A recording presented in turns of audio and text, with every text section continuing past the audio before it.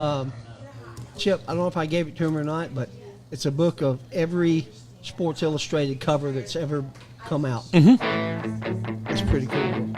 I've got one like that, only it's not new, so I'm sure it's missing.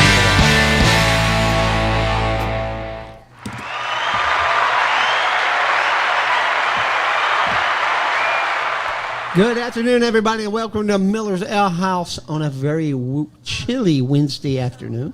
Not as chilly as it's going to be tomorrow, but it is chilly today. Speaking of chili, that's what I'd like to have a bowl of, chili. This is Three Guys Who Love Sports, a show that supports men that are going through mental and physical issues. If they can help, we can help somebody get through an hour a week, take their mind off what they're going through, you help somebody, and they all help somebody. And so on, and so on. This world will be a better place. So it couldn't hurt. Hey, Bill. How are you? Good. Bill just coming in. Good to see you. Good to see you. Bill, Good Robert, seeing you, sir. Austin, Bill. Hey, how are you? Good to see you. KSU people ready bound. now. They're heading to the game. We're going to the game? Yeah. Yeah. So very excited about being here at Miller's, as we always are. Our show is to support guys and help them, and so that's what we're going to do over the next hour. For dinner tonight, I really broke free. I usually get wings or something, but all I'm getting is a big old loaded baked potato, which I have had, which is fantastic, and the best onion rings in the world. So that's what I'm getting. And Chuck, let me just say that if Vegas had to pick what you were going to get, they never had odds on the potato and the rings because you just never gone there before. So I know. Kudos to you keeping everybody on their edge of their seat. I've got chicken at home, fried, roasted, pot pie. I got every kind of chicken at home. 19 I'm not forms. getting chicken because I'll be eating chicken for the next month. How about you, Larry? I went with the fajitas. The fajitas, even though your mic's not on, we'll tell you that Larry said the fajitas. You'd think the engineer, if anybody's mic would work. Is that better? Yeah, that would that's be better. the one. All right. So, as always, very happy to be here at Miller's every Wednesday for the 5 o'clock show, 7 o'clock show, the Owl Show. So, we look forward to having that at 7. Happy to have Tommy, the kitchen manager, in with us tonight. He's listening out there and criticizing us and supporting us. And He's been shaking his head for 10 minutes. The show's only been on for a minute. I know. Isn't that great? Trying to figure that out. And we have a first-time guest from Sandbox, Mr. Austin Hatcher. Austin, how are you, buddy? Listen to that crowd. Can you believe you brought in that crowd? What was that? Said, can you believe you brought in that crowd? Did you hear them cheering for you? Yep, I posted on Instagram, Twitter. Those are all my people in the crowd. Wow. They're You everywhere, got hanging like from the that. rafters in here. Hanging from everywhere. All right, so we've had a big sports week. We're going to get right into it. Let's recap the semifinal college CFP games. One good one, one really, really crappy one. Unless that one was one of your teams. Unless Indiana was your team. Yeah. I'm going to brag on myself a little bit. I missed both games. Me too. Yeah, so my prognosticating skills for college were not that great this week. But I do think that Ole Miss kind of got the screws put to them, not only just for the interception in the end zone or the non-pass interference non-call. I thought if it's pass interference, first play of the game, it's pass interference the last play of the game. I don't think you can differentiate. It should be. The ball was a little too deep in the corner to where if that ball is a couple yards short, it's a lot more flagrant looking, not just a bunch of people kind of, wiping out the back pylon. But I've seen it called a lot worse. Absolutely. when the ball was 5 or 6 yards out of bounds. So that was bad, but a really good ball game. I didn't anticipate, and that was a 3.5 point spread, and it was a 4 point loss, right? That's correct. So half point, you can't feel too bad about that. Austin, did you watch that game? I watched the fourth quarters of each. I was at work, actually, so I tried to catch as much as I could. I was actually pretty impressed with Carson Beck. In particular, I thought he had a pretty good night. So. He did, especially the last drive. He looked great. He looked fantastic. It's easy for you to say that having only watched the fourth quarter because that was when he looked good. Yeah. That's when he looked good. That's when he looked best. In the other game, I was just blown away. By Hooty hoo, boys. Hooty hoo. Yep, who do you do? All right. I was blown away by how dominant Indiana was. I mean, I figured Indiana beat them 30-20 in the regular season. I said, well, this will be a little bit closer game. It was until kickoff, and then that was the first play was a pick six, and that game was over. That game was quick. That game was really quick. Yeah, I just thought Oregon, and I hated Oregon, and I've dogged Oregon this entire thing. This is kind of one of the funniest parts about this. I hated Oregon, but I picked them because I like the idea of them getting a second bite at the apple. I also picked Mississippi because I hate Miami so bad. But I've never seen a college team bludgeon somebody with runs right up the gut over and over and over. Yeah, the idea that Miami had to score in the final minute is crazy to me because that game should have never been that close. No, it shouldn't have. And I want to go back to the other game for just a minute. Yes, sir. After Oregon, totally shut down Texas A&M, 23-0. I mean, they gave up nothing. They gave away everything. Everything. It looked like it was two totally different defensive teams. No, it did. Or is Indiana that good?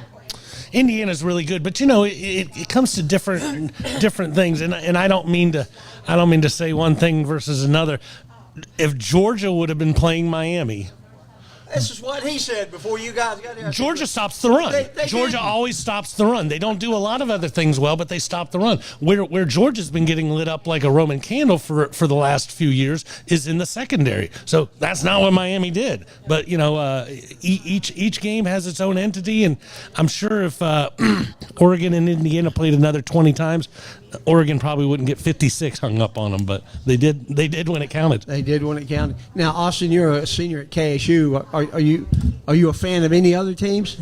Yeah, most of my family's actually from Buffalo, so I got a lot of Bills blood. No, I'm talking about college. College. As a Georgia fan, I actually do root for Georgia Tech a lot. That's my man. Other than when they're playing the Dogs, obviously. But I'm always that's rooting not my for man. the Yeah, Georgia I'm Tech. like, Chuck's only listening to what he wants to hear. Oh, yeah, as a Georgia fan was the first part of the sentence. Yeah, exactly. Yeah. Speaking of Tech got a transfer today. Michigan's starting running back is coming to Tech. Georgia native. There's so many weird ones. I saw something the other day where they said so-and-so got 2 5-stars through the portal. Okay, they're not 5 stars once they come through the portal. You're a 5-star when you're coming out of high school. Once you've already stunk it up as a freshman or a sophomore, you're just a transfer. You're not a 5-star at that point. And I got to tell you what bugged me about both games, and I almost started counting these. Do you know what it is? No. Here we are, the semifinals of the CFP, and every player, the transfer from so-and-so, transfer from so-and-so. My God, they've been playing for this team for 15, 16 games. Let it go. They're now Ducks, and they're now Rebels. I don't care where they came from. Kind of like what we say about a freshman quarterback, where by the time you make it to the bowl game, you're not a freshman anymore. You've played a whole season. Yeah, you're not a transfer. You're a member of this team. It's ridiculous. Now, what they should say is, Jimmy is currently a member of this team, but man, does he have his eyes out on the horizon. Next week. Yeah, that's crazy. We'll get to the portal some in our next section. All right, looking ahead to the championship game. Larry's got the spread on here, doesn't he? No, he doesn't. The spread is 8.5. Started at 7.5, right? So it's going our up to 8.5. so people are loving on Indiana. Indiana's already gained an extra point since that spread opened. Yeah. Well, Robert and I are now tied for the year lead in our picks, and I'm going to go first on this one. I think Indiana is going to trounce Miami. I don't see anybody stopping Indiana. I might be wrong, but I will take the Hoosiers all day long, and even if it's in Miami's home stadium, which it is, which is totally unfair. Hey, But it was set many years ago. That's it. It was set years ago.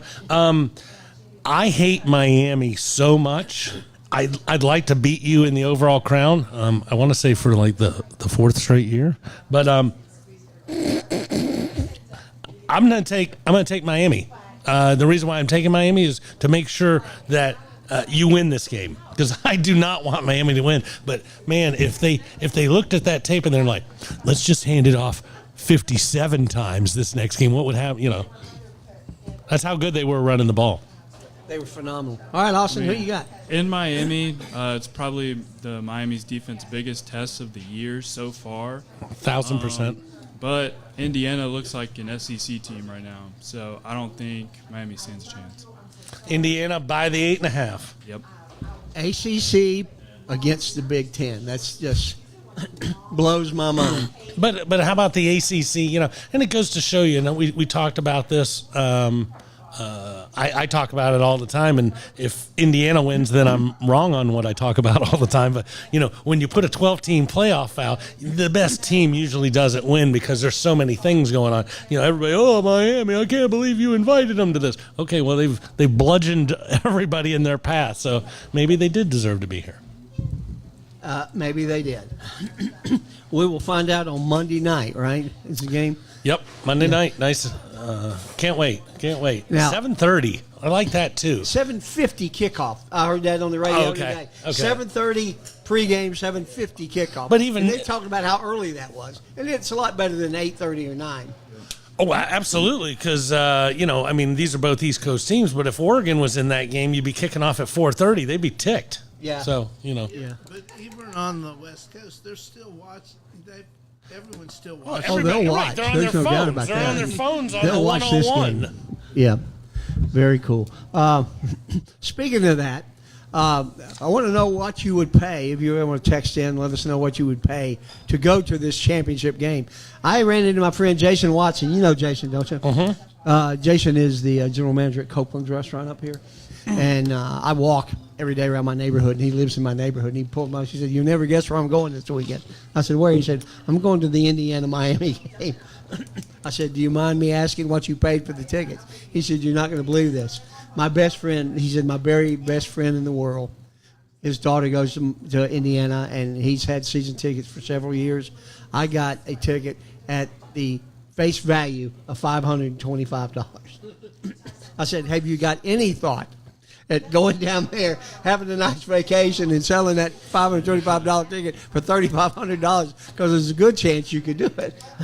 He said, "You know, I told my friend," he said, "I told him," he said, "Listen, I appreciate this, but dude," his wife's name was Dana, not Jason's wife, but his friend's name was Dana. He said, "You and Dana can go down there and have a great vacation and have it paid for, and just by selling your other two tickets, you make $6,000. He said, "Yeah, but I really just rather take you." The worst thing What a about great your thing. entire statement is that he was excited that he only got it for face value and the $500. $525, yeah. That's not face. That shouldn't be face value. That should not be, but the suites are going for like $25,000.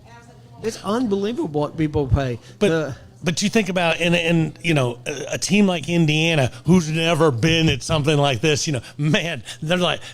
We talk about it all the time. When you have a 12-team play-on, if say Georgia makes the next 6 in a row, which conceivable, horrible, but it's conceivable. Once you get 6 years down the road, man, people have already been to all these places. They're like, man, I don't want to go. Man, I went to Cotton Bowl and the Fiesta Bowl.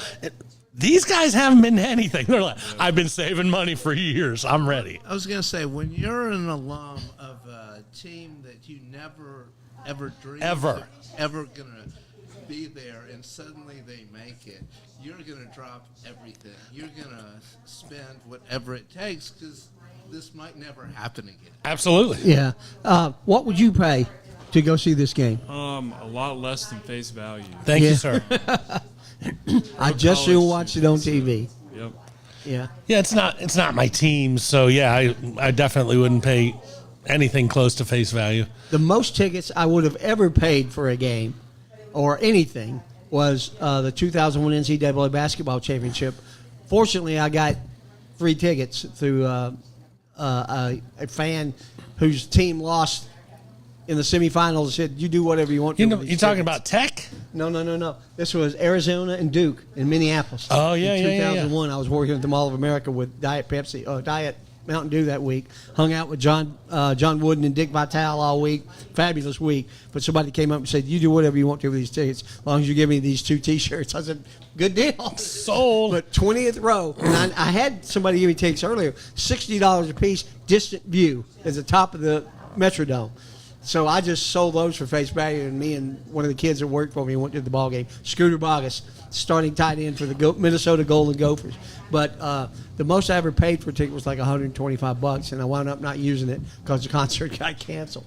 But I don't know. That's the most I've ever paid for a ticket to see anything. But they're so expensive, when you start talking about the Sphere, oh, my favorite band's at the Sphere in Vegas. They're only going to be there 3 days. That's a stupid price ticket. Not to say your band sucks or that Vegas sucks or that the Sphere isn't awesome, but holy moly, it's one night of your life. You shouldn't have to work 2 more years before Pay you can for one night of your retire life. because of that. Yeah. How about you, Austin? Yeah, I actually spent about $400 on Eastern Conference Finals tickets in 2021, Hawks Bucks.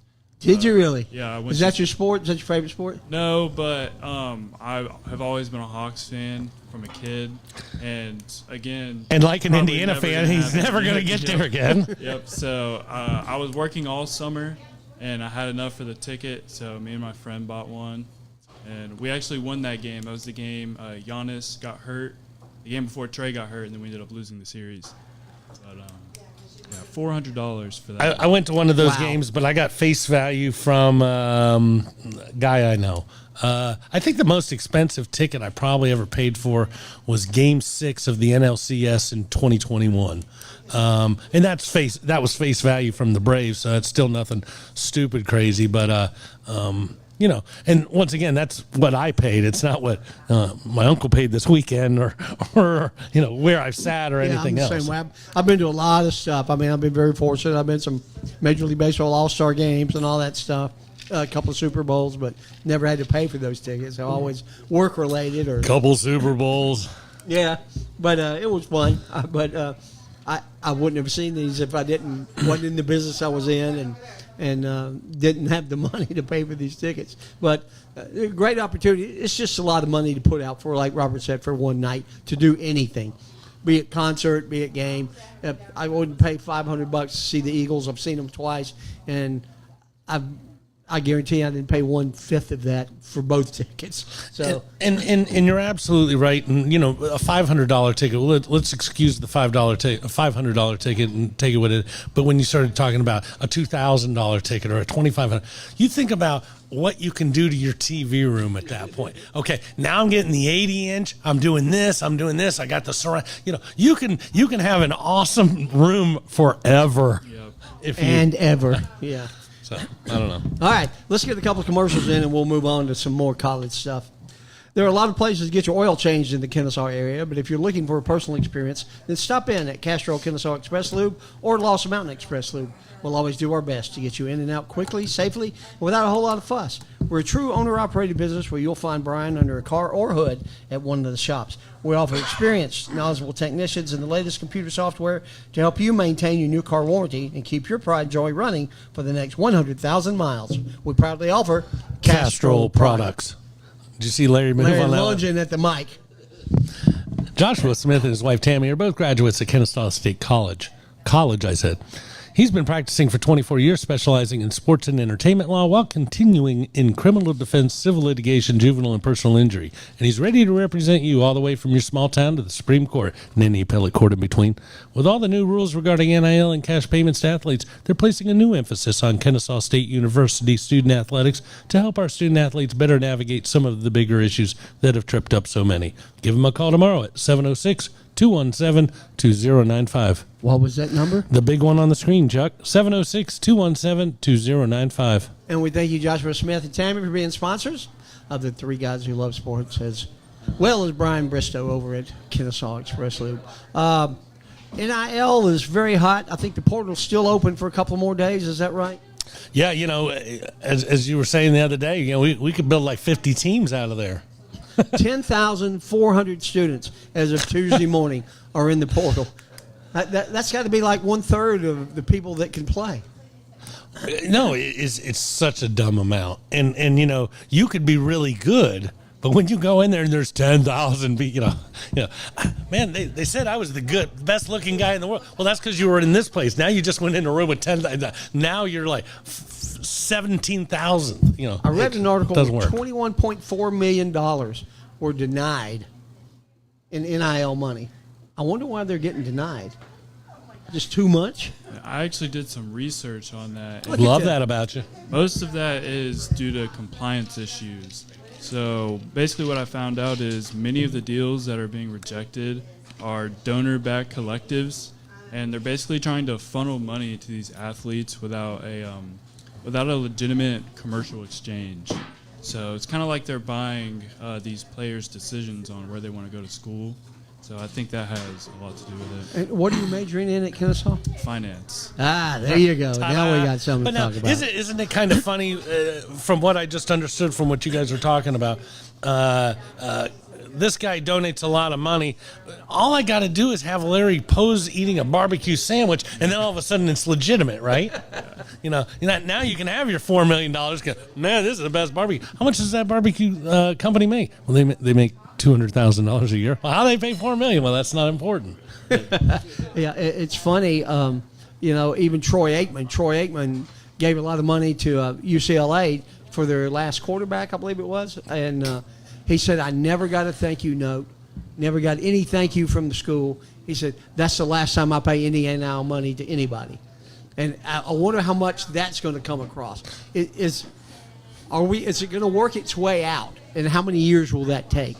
Well, with the big donors who are already donating, yes, if you're not even getting an attaboy at certain things, and the guy whose life you just changed, where his mama no longer has to work, and his living sister in a new house, all these different things happening. Yes, that guy's not going to donate, and so there's another group of donators who haven't donated yet, and it'll still work for a while, but yeah, those prices are going to come way down with that type of attitude. What are your thoughts on it, Mr. Finance? At minimum, I'm just glad there's now a watchdog for all this NIL money. Regulation, because that's going to be super important. And just the development of these kids, just throwing them millions of dollars can't be a good thing, especially if they have no financial literacy. So I'm just glad we're working on getting more regulations for that. How many college players do you think have financial literacy? Athletes of any type? Not a lot. Well, no, I mean, stop and just go straight to the quarterback in the national championship game. He got a big check. He bought a Lambo. He went to a new school. He got the Lambo stolen. I mean, this is the financial literacy that we're talking about, and yeah, it doesn't come to everybody naturally. No, it doesn't. Absolutely. No. Some of these guys are going to get it, and they're going to hoard it, and they're going to put it in mason jars and bury it, and they'll have it when they're 50. Some might not have it by the time they're 22. Yeah, I saw. I don't remember Carson Beck having that many tattoos on his arm, but his whole arms were tattooed at the game. Well, and let me throw this one out there just because you throw whatever the heck you want to throw. It's something I only root for Ohio State one weekend a year against Little Blue. But do you remember when they got on big probation and it was for having their stuff? So I get a jersey. You tell me I'm allowed to have this jersey, and then I trade it to the tattoo artist who gives me the tattoo I want, and that's illegal. Was a couple of their players. Oh yeah. There was like 4 or 5 players, and star players. So at the end of the day, some of that stuff. If the guy wants to trade his possibly considered priceless jersey for some ink on the shoulder, so be it. But we hopefully your watchdog is going to catch a lot of that stuff too. I hope so. Is that something you want to get into in finance? Do you want to get into wealth agency management, or something? Yeah, definitely. I actually, the class I took last semester was basically the whole premise of the class was to come up with your own entrepreneurial idea and build it from August to December. That was the whole class, and the whole entrepreneurial idea I had was wealth management for athletes. This exact same thing, managing the money for these kids who don't know what to do with that money. So yeah, that's something I would definitely be interested in. And we talk about it on the show all the time. You gotta get signing day right. You gotta get the portal opening up right. You gotta get all these dates. But maybe somehow, some way with the NIL, there is a place automatic, not only for the smart kids who know I should go see you so that I have money. It's an automatic. If you receive NIL money, you have to take this 4-hour class. You have to do this. We suggest that you're only allowed to get half of it the first year. The other half goes away. Something to And there prolong are these guys. not a lot of teams, college teams, that provide services like that. It's never been a thing. Yeah. It's never been a thing. Have you talked to any athletes at KSU about it? Not at KSU, but I have talked to a couple FSU baseball players. My buddy Andrew Armstrong played there. He's graduated. Name drop. Yep, Andrew. Shout out Andrew. At KSU? No, At he went to FSU. Oh, at FSU. FSU, yeah. And they had, I forget the name of him, the third baseman. He was drafted pretty high in the draft. He was getting a lot of NIL money. His signing contract was massive, and he had no clue what to do with it. He bought a house, bought a couple cars, jewelry. I'm glad he bought a house. Yeah. Out of all the stupid things, it's That's the a step in the jewelry. right direction, It's like, hey, look at this. Flava Flav once had this. Okay, that's not good. That's Well, that's you a can little tell too him for $100,000 he can be the sponsor of the Kennesaw State official sports show. much. Or for $20,000, Chuck and Larry can help him manage what he wants to do. Yeah, that'll work. Larry, you in for that? Sure. Why All right, there you go. So, there are a lot of problems with NIL. And again, I guess in the long run, everything works itself out. And you hope so in this case, right? Yeah, I do hope so. But, at the end of the day, the NCAA, the organization that we know as the NCAA, is the reason why we're in this. And the idea that we all think they're finally going to get their head out of the sand and fix everything, that's where the fallacy to me starts, because it's like, what makes you think they're going to fix this? Yeah. Because they haven't fixed anything ever. Yes, but it still is the most successful sport going. Correct, And- but and that's at only some point in time, they're never going to start over, but they've got to do something to fix it. But it's the most successful sport based on the sport. It's not successful because UCLA joined the Big Ten. There should be an organization. I'm not here to tell you, who you got, where you got to eat, but you're not in that region. You're not a Great Lakes team. We need to have regional stuff, and once again, they've fallen flat every chance they Maybe get. they'll hire us to get this thing straight. I think we could do it.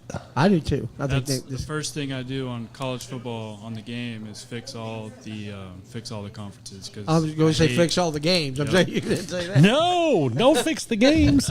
I hate seeing USC in the Big Ten. I don't like it. No, You're not a lone wolf on that. and I always blame West Virginia, because they're the first one to go, we're in the Big 12. It's like, Big 12? Where does that happen? And then as soon as that happened, man, they all started going. Crisscrossing everywhere. Okay. All right. So we got 2 Indianas and a Miami.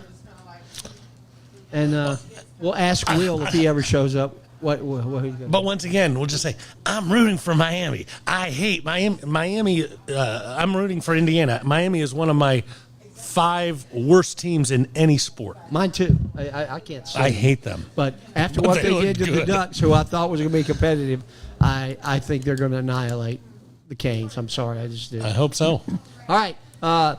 Real quick look at NCAA basketball. I mean, we'll start getting into this more as football winds down. I saw an interesting fact yesterday. There is one college team in the country whose men's and women's teams are both undefeated at this point. Was it Iowa State? No. Because it was Iowa State a couple, Michigan? Nebraska? Vanderbilt. Vanderbilt. It's the only school. The guys are 17-0, girls are 16-0. That was as of last night. I don't know if they played last night. The boys are still undefeated. They're 16-0, ranked 10th. Yeah. So that's pretty wild. Iowa State lost its first game last night at Kansas. Sorry, Rick. Yeah. It's okay. That just motivates the troops. Yeah. Listen, there's been so many number 1 teams in NCAA basketball this year already. Michigan's been up there. I think Houston's been up there. It's crazy, crazy, crazy. And again, the same thing with basketball. It's the portal. It's kids moving everywhere, and you never know what you're going to get. It makes every season a surprise.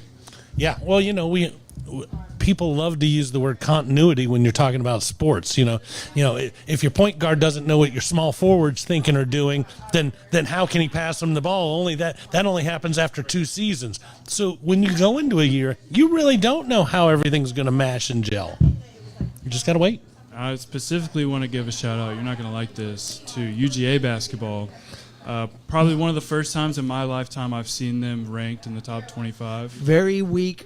I'm not saying this 14 because and of 2. it, but very weak out of conference schedule. Yes. Absolutely, but they've had one for years, and they're usually still Yeah, pretty bad. 7 and 12 at this point. So. Jeremiah Wilkinson has been huge this year. He had 31 against Auburn, which is a tough win. Larry, make a note, Austin not coming back.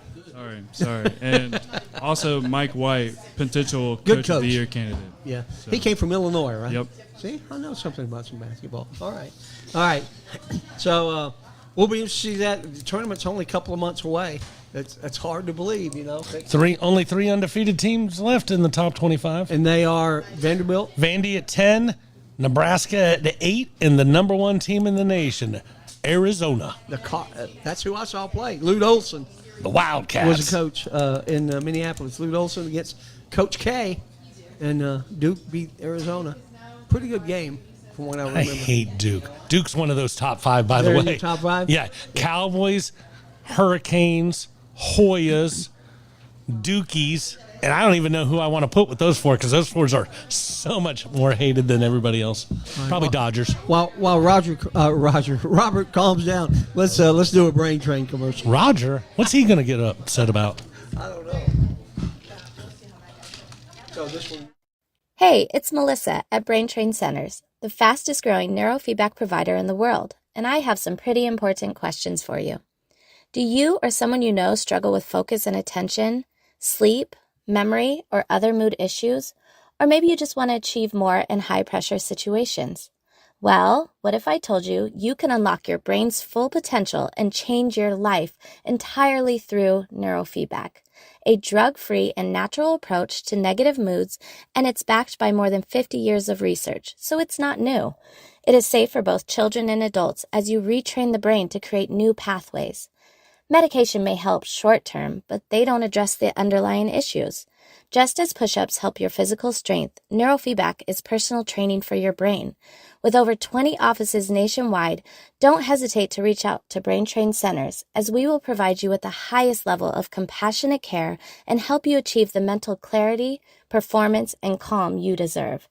Your journey to a better quality of life starts with a brain map. Now you can retrain your brain and reset your life. So just call or text 470-291-2778 or visit braintraincentersinc.com.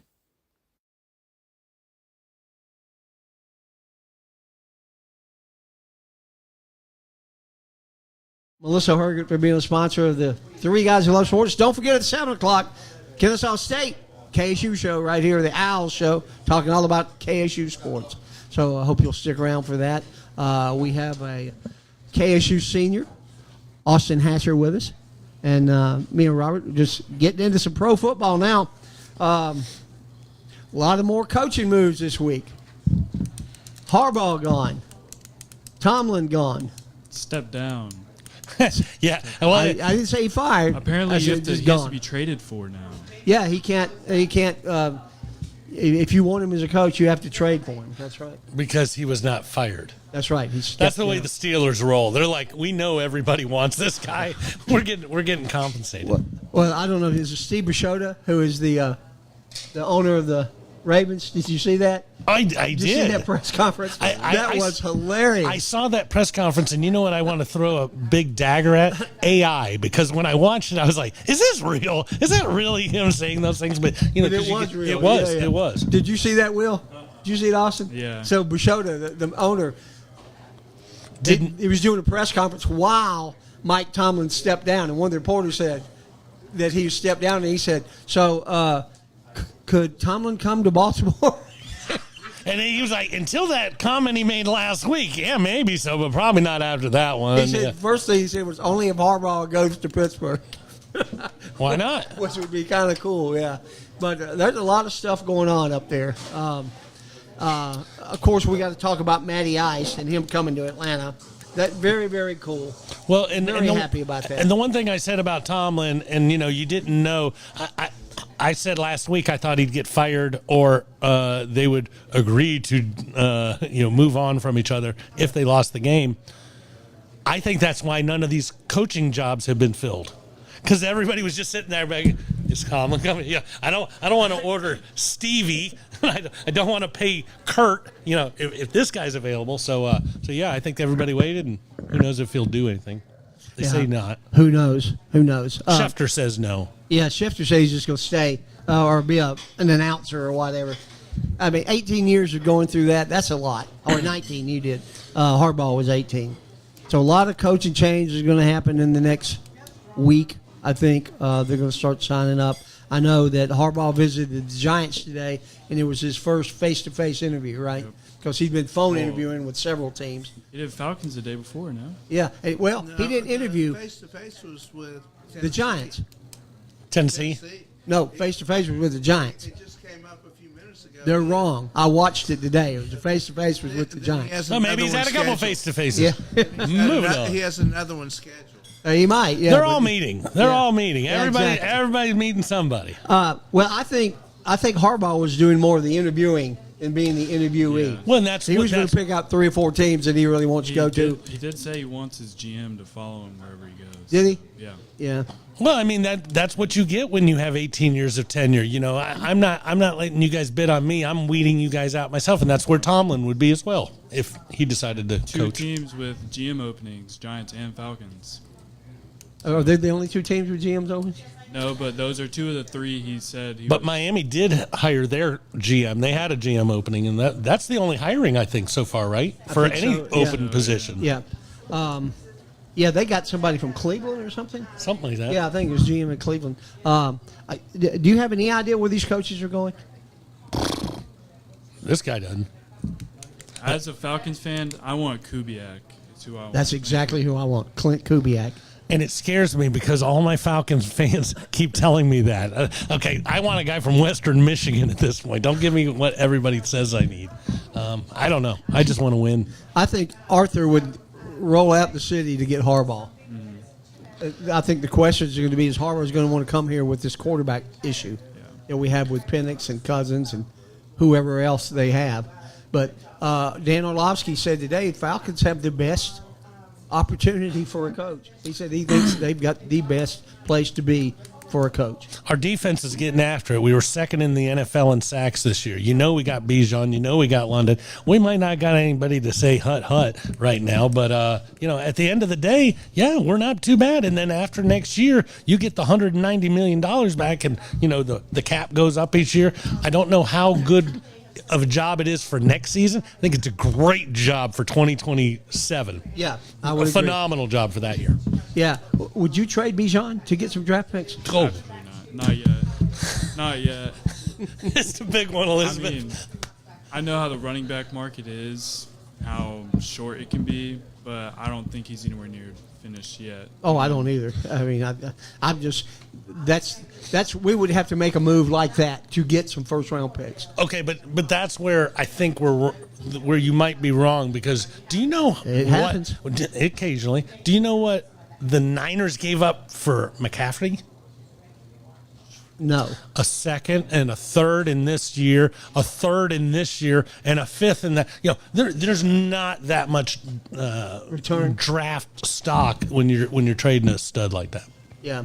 But McCaffrey had a lot of injury issues that Bijan doesn't have. I don't think there's any doubt you could get a first or 2 for him, but I don't want to see it happen. It's also very easy to go out and get a starting running back in the 3rd, 4th round. So I don't think a lot of people are just throwing out first-round picks for running backs these days. Correct. I used to admire the.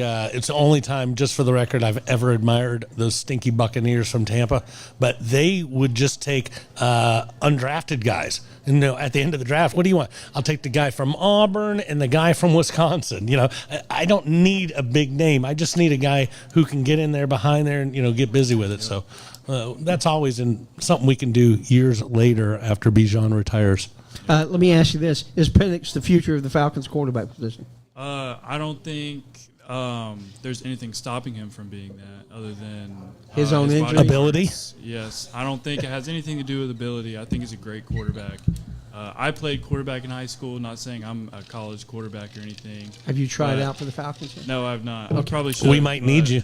I will say that I can see the good qualities of any quarterback, and I can see when someone is talented enough to be in a position like that in the NFL.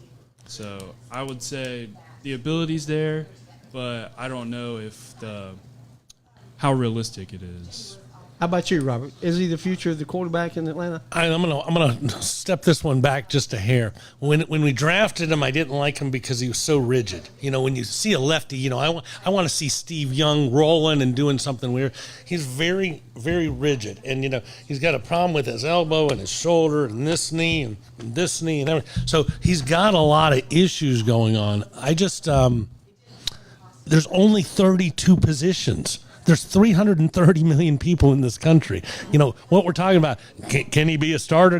Holy moly, you talk about winning the lottery. This is way worse odds to try to be a starting quarterback. I don't think he's it.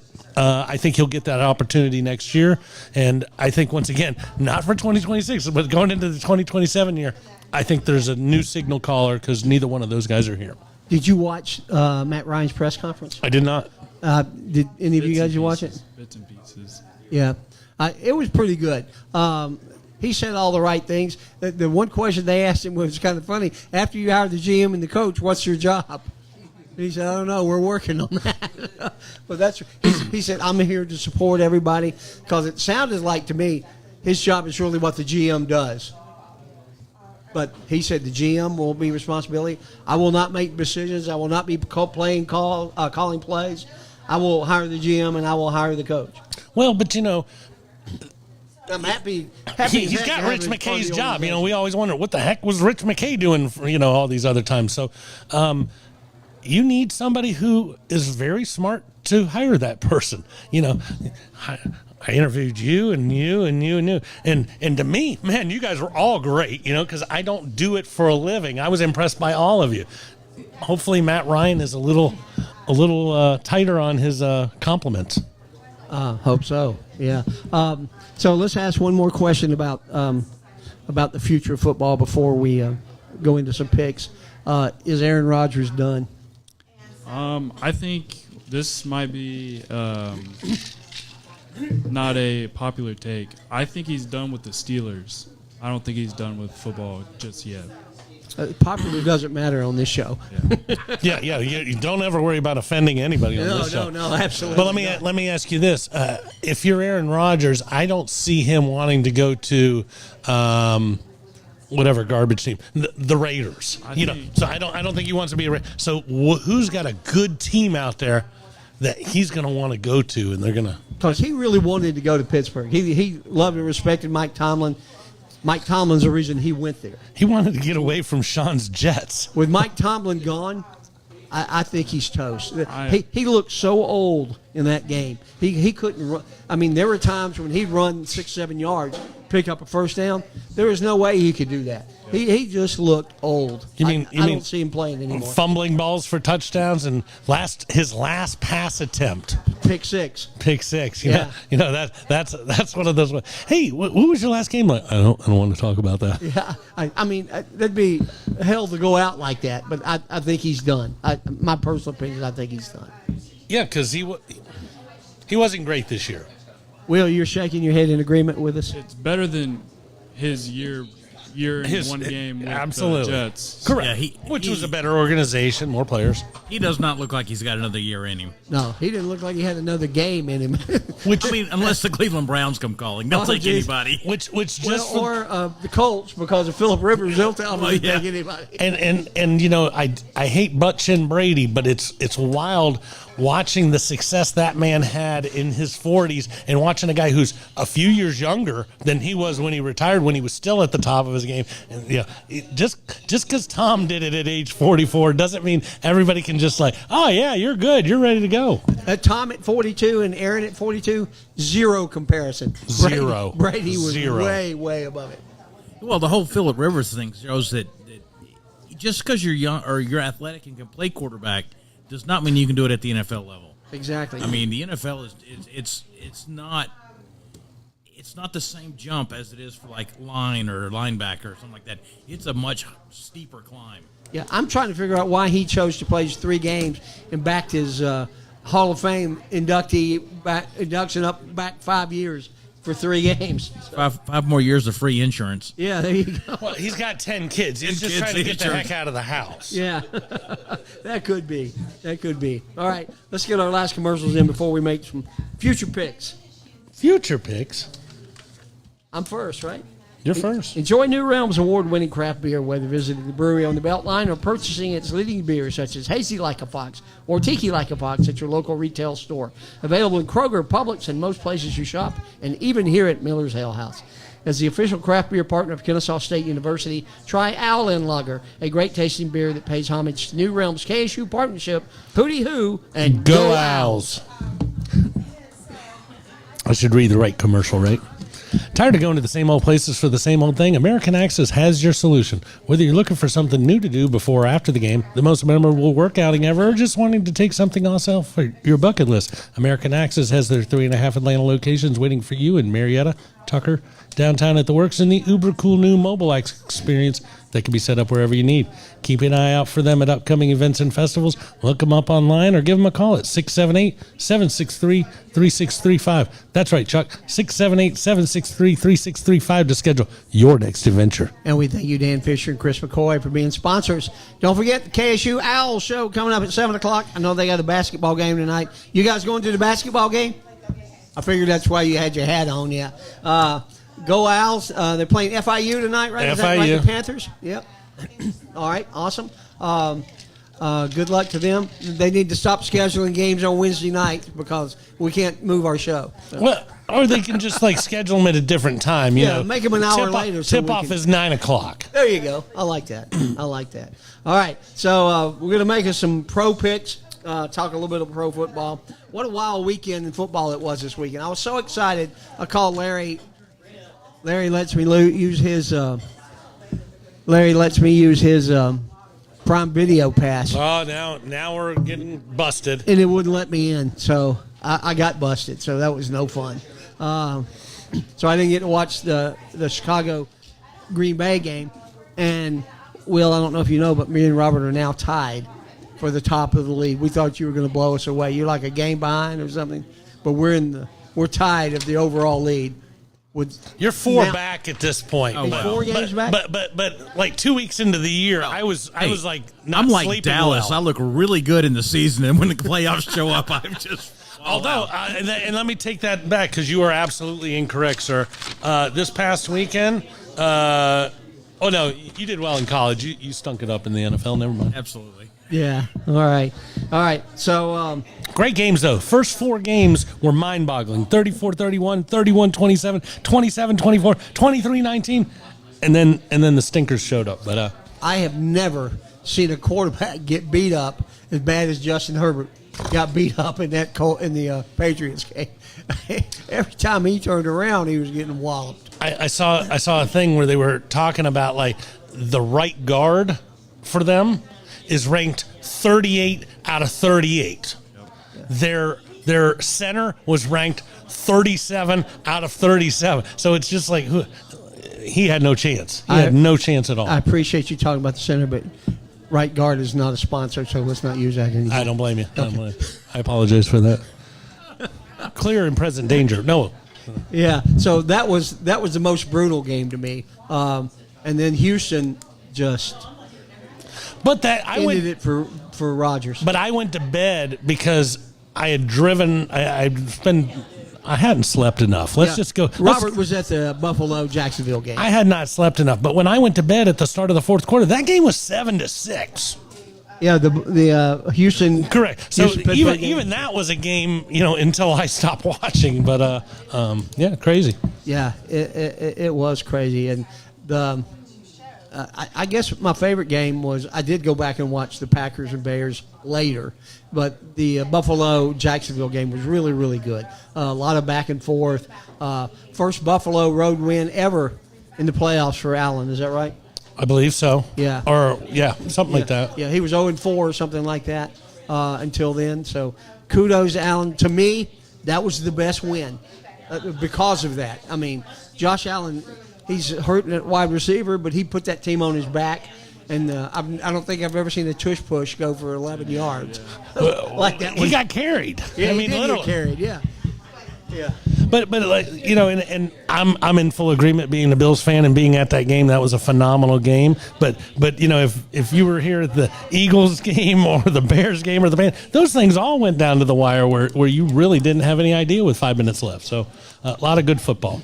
Does anybody have any confidence in New England? Because I've never had confidence in New England, and now after there was nobody blocking for the Chargers, they won 16-3. Am I supposed to get excited about that? Well, yeah, that's a good point. But the Chargers, they had a lot of injuries earlier in the year. Tons. And it was their offensive line that got decimated by injury. So for them to be where they were, it was good. But to your point, they are there. And New England only beat them 16-3 is basically what you're seeing. Correct. Yeah. I just not only can you say, well, maybe the Chargers defense was good because they only gave up 16 points. If you were sacking and ripping that quarterback down, that means you were getting the ball in favorable positions, getting short fields and everything else. So they just didn't take advantage of it. Herbert looked like he had trouble getting up after every time he got knocked down. I had a hard time watching it. I did too. It was brutal. I felt a little like what's her name? Talia Shire. I can't watch Rocky. It's getting bludgeoned out there. Yo, Adrian. So, what was your favorite game of the weekend? My favorite game, I'm gonna go with that Buffalo game too. Actually, So he's a Bills fan. Yeah, a little bit. 4 possession changes in the last 4 drives, and that's all you can ask for in a good football game. They both scored 14 in the fourth quarter, right? Yep. Yeah. I mean, that had to be fun to be at. It was crazy. My uncle told me, and he's had season tickets. He hasn't had them for a couple of years, but he had a box and all sorts of other stuff. And he looked at me in the first half and he goes, "This is the busiest it's ever been. I've never seen this many people in the stadium." And then about 10 minutes later, he goes, "This is the loudest I've ever heard this." So it was a great game. It was a great, and Jacksonville fans showed up, and it was kind of fun walking to the game and meandering through their crowd. Did you see the clip of Deion Dawkins laughing at the people in the pool at the Jags Stadium? Oh, right. I thought it was hilarious. It was we saw it on the big screen. I was like, "Where's the pool at? I want to go to the pool." Deion Dawkins was cracking up on the field just looking at that. That's funny. I didn't see that. The one thing I did see after that game was the press conference where they were talking to Liam Cohen, and that lady didn't ask him questions, just stood there and praised him about what a great team they had, and you should be proud, young man. You stand tall. Didn't ask him any questions, just told him how great he was. And everybody in the sports world got upset with him and said, "That's not what a press conference is for." Right. I said, "Let the lady talk. Yeah. What did she do that's wrong?" Well, a press conference is for asking questions. I get that. But either way, the guy does deserve to be praised. That you look at what that organization did by trading away this year's number one, last year's number one, for a guy who only played a few games and did not impact that team. I kept telling all the Jags fans, can you imagine what you'd be doing right now if you didn't have Travis Hunter on your team? Yeah. You'd have a number one pick this coming year, and you'd have a stud lineman, somebody would be out there, mauling people as we speak. Yeah. So it was impressive for what they did. There are a lot of teams in the playoffs that we didn't predict at the first of the year, and Jacksonville was certainly one of them. Yeah. Absolutely. That was one of Robert's worst 5 teams actually, oddly enough, so were the Patriots. Yeah. I think we all picked the Patriots to come in last. Was in there too. What's that? Chicago was in there. Oh, yeah, I know. I didn't like Chicago. They weren't one of my 5 worst teams, but I have no faith, and I still have no faith in them. I think they're going to get waxed. Larry, the volume coming to that mic isn't good at all. It's very sporadic. All right, I guess it's time to get into some games. Robert, you lead us since you have the schedule in front of you. All right, well, let's go with Buffalo at Denver. Buffalo minus a 1.5. Another team that I have no faith in. Those Broncos, this is Bo Nix. Bo Nix is getting ready to get, their best chance is to have a street fight at the 50 with Josh Allen and Bo Nix, because they are going to run roughshod all over the Broncos this weekend. I feel lucky only giving up 2 points. 1.5. Yeah. Well, I need 2. I'm feeling good. All right. The only game I missed last week was the Green Bay game. They were my Super Bowl participants against Buffalo. So I can't turn my back on Buffalo now that Green Bay's gone. I got to stay with my other team. So give me the Bills. And just to clear the air, if you hadn't made a preseason pick, Houston. Do you still like the Bills in this game? Yeah, probably. Okay. But I think Houston would have been my pick at the first of the playoffs. They're just incredibly good. Yeah, I'm going to take the Bills in that one as well. Josh Allen is beat up right now. He's very bruised after that last game, and Broncos have a good defense. They do have a good defense. Say what you want about their offense. You don't know where the receivers are coming from. Yeah, but in the playoffs, you got to have that defense. So that's still going to be a hard game for them. I still like them to cover as well. Yeah. So I think he had threw to 8 different receivers in the first quarter of the game against Jacksonville.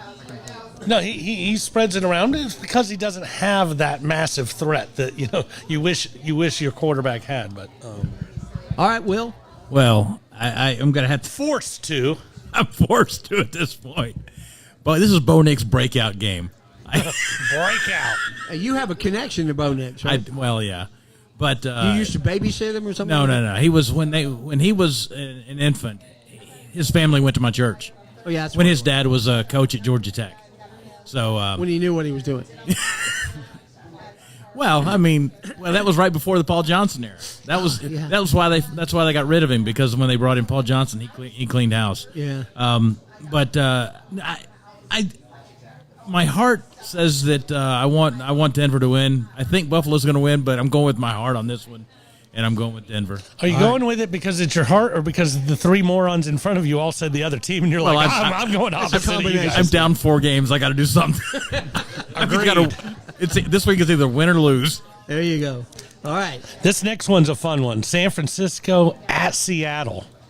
Now, let me ask you this before we even pick this game. How do you guys like having that bye? Bye doesn't work well in college. Really has never worked well for the NFL. So, Seattle and Denver sitting on their hands watching all that great football this past weekend. Okay, now get ready, because there's a really motivated team coming to see you. Yeah. I maybe because of the number of games that they play in the NFL, it's a little bit more emphasis on the bye. I don't know. I still think we're going to eventually go to 2 byes in 18 games. But with the 1 seed getting a bye for the first round of the playoffs, yeah, I think it's more of an advantage in the pros than it is in college. Just my personal opinion. They lose a lot, though. I remember a couple years ago, Green Bay, this is going to make a big... No, it's not. You're losing next week. I will go first on this one. Without George Kittle, I don't think San Francisco can stay on the field with Seattle. So I'm going to take the Seahawks. I'm going to take the Seahawks as well. I don't like the spread, though. If I'm betting on this game, I don't like the spread. I do like the over on the total, though. Even without Kittle, I think 49ers offense shouldn't have too many problems, as well as Seattle's. So I like the over on the total. And just out of curiosity, we are using the spread. So although you like Seattle in this game, since there is a spread involved, you're still Seattle? Yeah, I'm still Seattle. Okay. All right. Will? Well, I was going to pick Seattle before you guys started picking, but I'm going to go ahead and stick with them. I'm going with Seattle. Well, that makes good sense, because I already wrote down mine. San Fran. San Fran. McCaffrey is just one of those guys where, and I hate these types of games when you think you know what you're talking about. These guys all know each other so well because they're in the same division. They've been playing these games. So there's no wrinkles these teams haven't showed somebody. So give me the best player on the field, which is CMC. All right. Houston at New England. Houston +3. I hate New England. I'll take Houston. Comes from being a Bills fan. Plus, you look at that list, and I know I read it the other day, the quarterbacks that the Patriots have beat this year and how horrendous that list is. They still haven't done anything to make me think, wow, this team's for real. This game is the hardest one for me to pick. I really believe this game could wind up 2-0. These guys are going to beat the slop out of each other. Whatever the over, what's the over under on this one, Austin? The total is 40.5. Give me the under all day long, but Yeah. I'm going to have to take Houston. I just the way they pummeled Aaron Rodgers and everybody on that Pittsburgh team was just unbelievable. I'll take Houston on the road. Like I said, if I had to pick a new team at the beginning of the playoffs, I would pick Houston. They won 10 in a row. They're just very, very hot. I sent a text message to my buddies right before I went to bed at the start of the fourth quarter in that 7-6 game, and I told them I think if Desmond Ridder was the quarterback, Houston would be up by 4 scores because he looks awful. They're only Stroud does not look good. That defense is good though. Yeah. I like the Texans as well. They haven't lost since week 9, so I don't think they're losing this one either. Drake May, probably the best defense he's played this year. I think the lights get too bright for him. Still a young kid. He's had a great season though. But I like I'm that gonna line. take the Texans. The lights are too bright for him. You've already banned him from future shows. Don't start pandering to him. He just got back in. Okay. All right, Will. Oh, what did I miss on the band? Did he say something about Georgia? Yes, he did, my friend. Sorry, you're so predictable. Shamu got you on that one. I can live with it. I really want to pick say New it. England, but I can't because Houston's going to beat them. Okay. And so I'm going to have to go with Houston. All right. And I'm going to put an asterisk next to that one so I can talk to you. You knew to go the other team.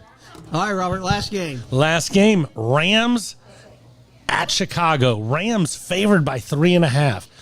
Rams have been the odds-on favorite in Vegas for like 5 weeks. Yep. So that's always a telling tale. I think Chicago sucks. I don't know how they win these games. I'm not impressed with Williams. I'm taking Puka. Give me Puka Nacua. Puka Nacua. I almost hate to take the home team on this one, but I imagine if it's going to be this cold here, it's going to be bitter cold in Chicago for this game. Maybe. I think it's going to be close. I really want the Rams to win, and that pains me to say because Matthew Stafford's the quarterback. But just for the heck of it, give me the Bears. This is my biggest coin toss personally. Yes, the weather will be a factor. I think the Bears start out this game. Just start and take bringing the it lead to very us. early. Feed I us think they in. keep the lead throughout most of the game, and then I think they lose in the most Bears way possible at the end of the game. That I think would be that's- ideal. Yep. So I'm going to take the Rams to this one, but I like the Bears to cover. So So you're taking the Bears. you're taking the Bears I plus like the the Bears to points. cover, but Okay. I like the Rams outright. Okay. I think the Bears cover though. Last second field goal, lose by 2. They score more in the fourth quarter than is humanly possible. They can't keep that up. 24-27. That's what I thought going into the last game and the game before that. All right, Will. Well, I think I picked the Packers last week, and that one bit me. But I'm going to go with the Rams. So 2 Rams and 2 Bears. Yeah. 2 Rams, 2 Bears. All right, I'm just looking at this thing up the head coach openings. Oh, that's great. All right, so we've had a great show. It was a fun discussion. Austin, thanks for coming on, Thank buddy. you for having me, guys. Absolutely. Robert, great show. Look- Will the Thrill. Look Happy forward to to see having you back on after that saving grace comment late Yeah, in the way show. way to go, Austin. I would love to. Anytime. All right, guys. Don't forget, guys, know your numbers out there. Cover your ass. Get your prostate checked. We'll see you next week right here on 3 Guys Who Love Sports. See you.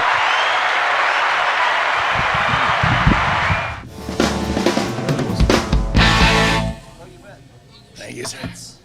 Hey, Chuck, you gotta look up the interview where Matt Stafford talks about Georgia. And while he loved being at Georgia and Mark Richt and the whole thing, he goes, I never understood the barking. He goes, to this day, I'll meet a Georgia fan and they'll start barking. I'm like, that's just weird. Which was always fun. I love that commercial the one on TV where they're in the boardroom and she sits down with and the guy just starts barking at her. Yeah. It's like, why would you do that? I don't know. I just thought I should do that. That's an Allstate commercial. Yes. Hey, Bark Boy.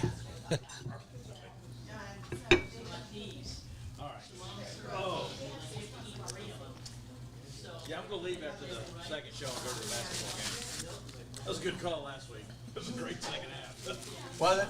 Yeah. You showed up at the right time. Yeah. Not to mention, how was, you didn't have any traffic getting in. Yeah. How far away was your parking spot? First one. Somebody apparently left. I mean, I was right there. That's always good.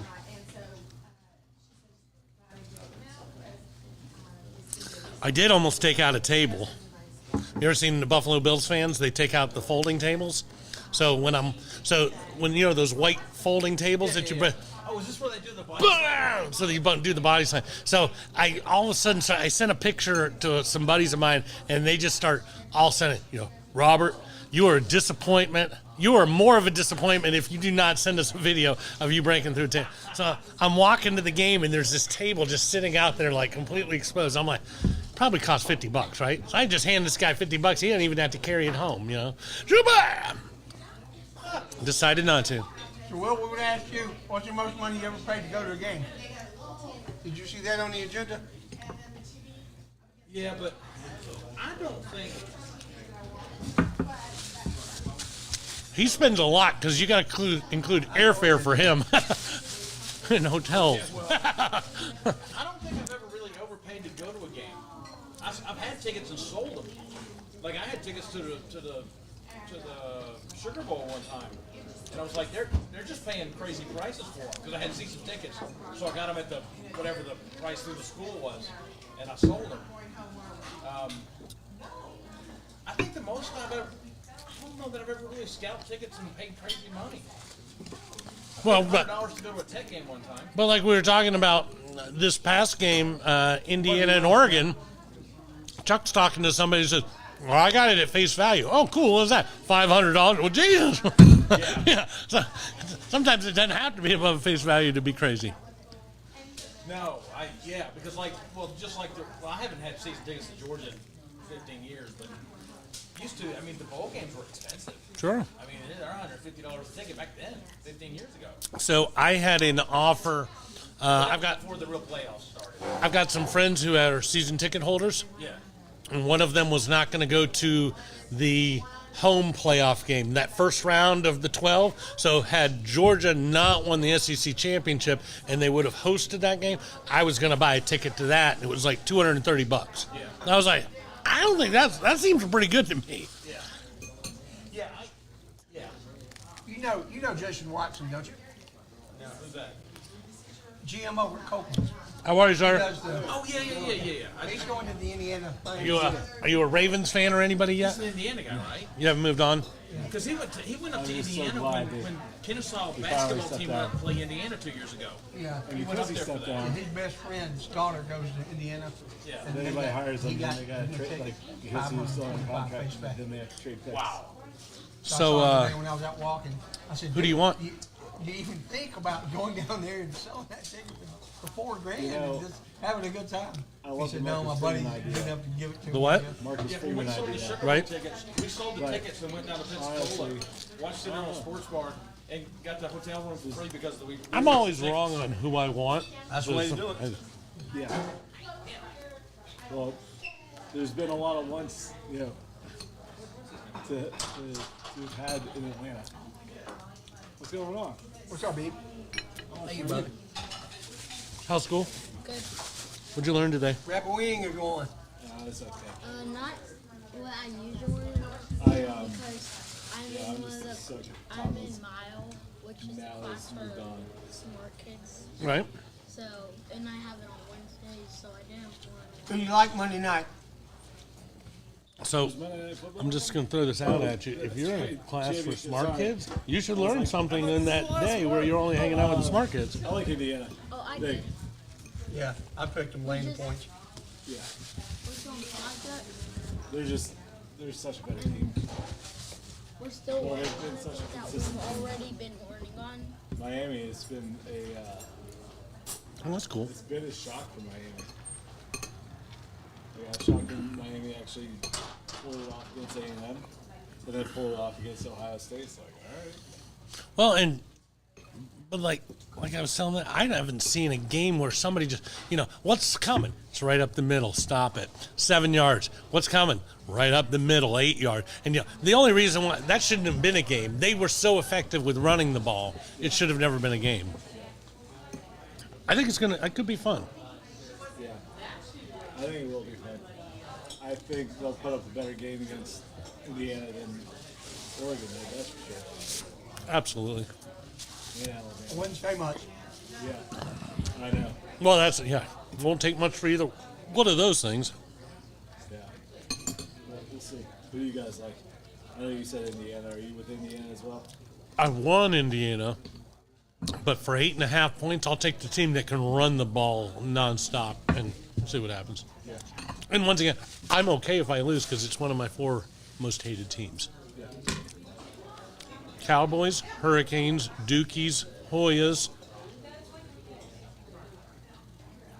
Dodgers. Those are the top 5. Yeah, because I'm older than you. So when I was young, we were in the Dodgers division. I didn't hate the Phillies. We didn't even play those guys. I hated the Dodgers. Yeah, the Dodgers were the Braves' I do. biggest rivals for years. Yeah, I do hate how Dodgers fans think they are starting to claim Freddie Freeman. Ian King, Yeah, let's go. Austin, nice to meet you. Austin Hatcher. Awesome. Nice to meet you. Nice to meet you. Yeah, I can't stand how they're starting to claim Freddie like he was a Dodgers career guy. Hey, Will, When Tarek's taking Bill and Tommy from here tonight to the ball game. do you decide what team you Bill Cuthbert and Tommy, the kids manager, here to the game. Okay. The one thing that I saw today, the Tulane coach that went to Florida, he just gave part of his salary back, at least $100,000 back to Tulane. So there's something in these contracts where they're leaving that they've got to support their previous team. I like him. Yeah, but I mean, I hate it for you Florida don't because go I don't to want a Florida to school do well, but and it's like I like him. throw the old school. Well, did you know that when LSU signed the contract for But Kiffin, that was different because he was in the playoffs, when he was leaving. but he got all of the bonuses. Right, he got all the bonuses. That's But pretty it's not crazy. like I mean, Kiffin see, goes to LSU and says, a little okay, I over got 3 all these years, bonuses. right? I'm going to give some of it back to Ole Miss. No, I mean, which is what We've been doing it here Sutherland since did. August Kiffin's a great coach. Your guy was just a great guy. Yeah. But we But started doing the I've KSU never show here. seen We haven't that. been anywhere. No, not at all. Not at all. Will runs the biggest tailgate at KSU football. You Oh, go to the really? games? I've been to a couple. I need to go to more of that now that we're not in that wing tee stuff. That was hard for me to watch. Hey, Will. It always has been. I Has played there in the ever wing been a- tee offense in middle school and I hated it. Tailgate for a basketball game? I really hated playing against the Maris. That's awesome. I was just thinking, I mean, certain games, if the time is right and everything, Yeah, last week Tom was at the basketball game. right? And he doesn't go to a lot, right? No, not a lot of basketball games. So he started talking to the administration about parking our trailer across from right there across the stadium and doing a tailgate. And having everybody that wants to join us. That's the whole thing. It's not like you guys are excluding people. You're trying to attract more attention and, so. Josh Hewitt's going to be on the show the 4th of February. I've met Hunter. Yeah. Yeah. Man, His mom and grandma go to his tailgate all the time. really. He played an intramural sport with him. I think maybe it was cornhole. Oh, yeah? Josh. What about it? I So, think I played was he intramural good? Cornhole. Because if he comes on the played show, I against want to him. know. I want to know if he's a ringer or if he stunk it up. I can't remember. That was my freshman year. So I've met him a couple other times just at the basketball too. He's a cool guy. His mom's a good friend of the show. And his grandma. Yeah.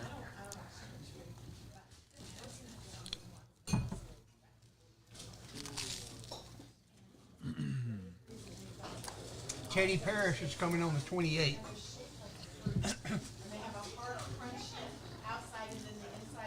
He hasn't been on there long. He runs the Owls Fund.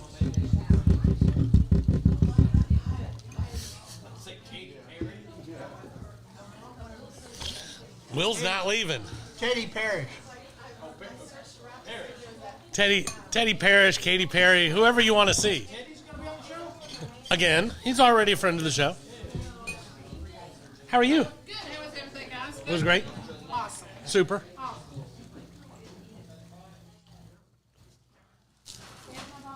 I typed up all my notes last night, and I had this whole spiel about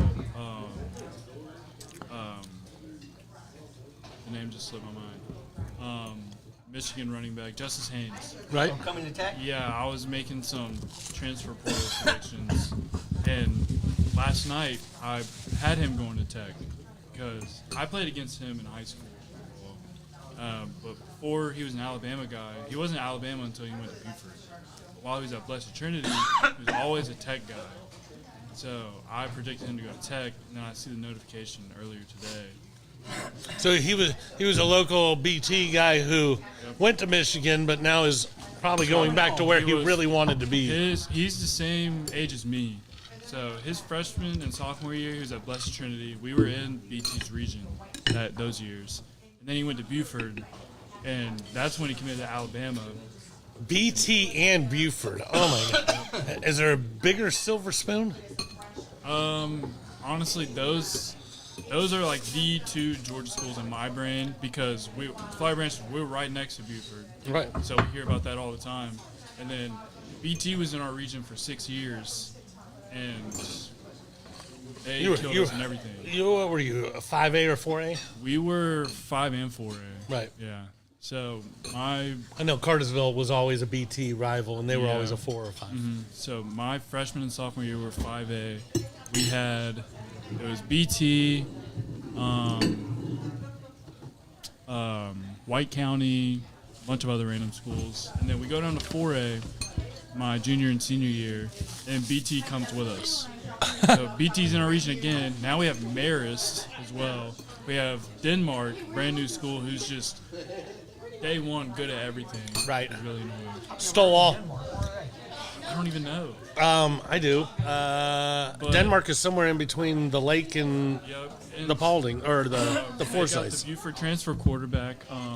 His brother was a center for Alabama for a couple of years before going to Ohio State. McLaughlin. So Aaron McLaughlin, he went to Denmark. They had a couple SEC wide receivers in year one, brand new school. It's called Alpharetta. We played them in basketball. Oh my! Their whole team was 6'2" plus. They were dunking every time they touched the ball.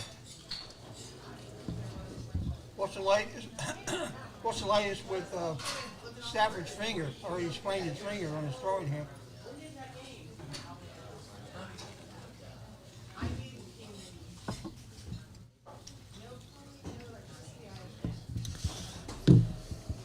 He's playing. Oh yeah, he can play. Let alone, we didn't mention it, but he feels pretty comfortable at Soldier Field. Yeah. He's been there a time or two.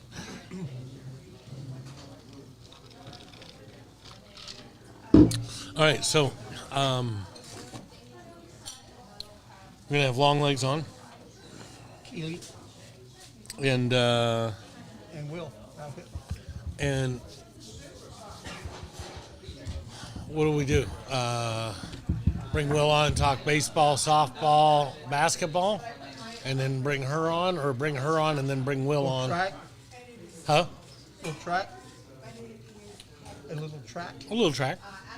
I know they're in Vanderbilt Friday. I wasn't going to go up until we set this meeting. Right, they've got the two. They got one in Birmingham as well. Mm-hmm.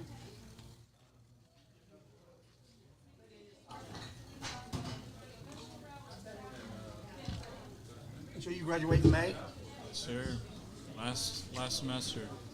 Excited about it? No, I have no clue if I don't know how to. I don't know if I'm excited or scared. All the above. We'll see. Yeah, I'm everything all at once. Ooh, I do like that Missouri edge to go to Georgia. I think he goes. Damon. Y'all have fun at the game.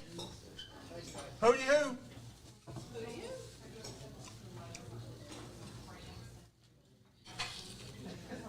Oh my God, you didn't eat your broccoli. I eat 2 pieces.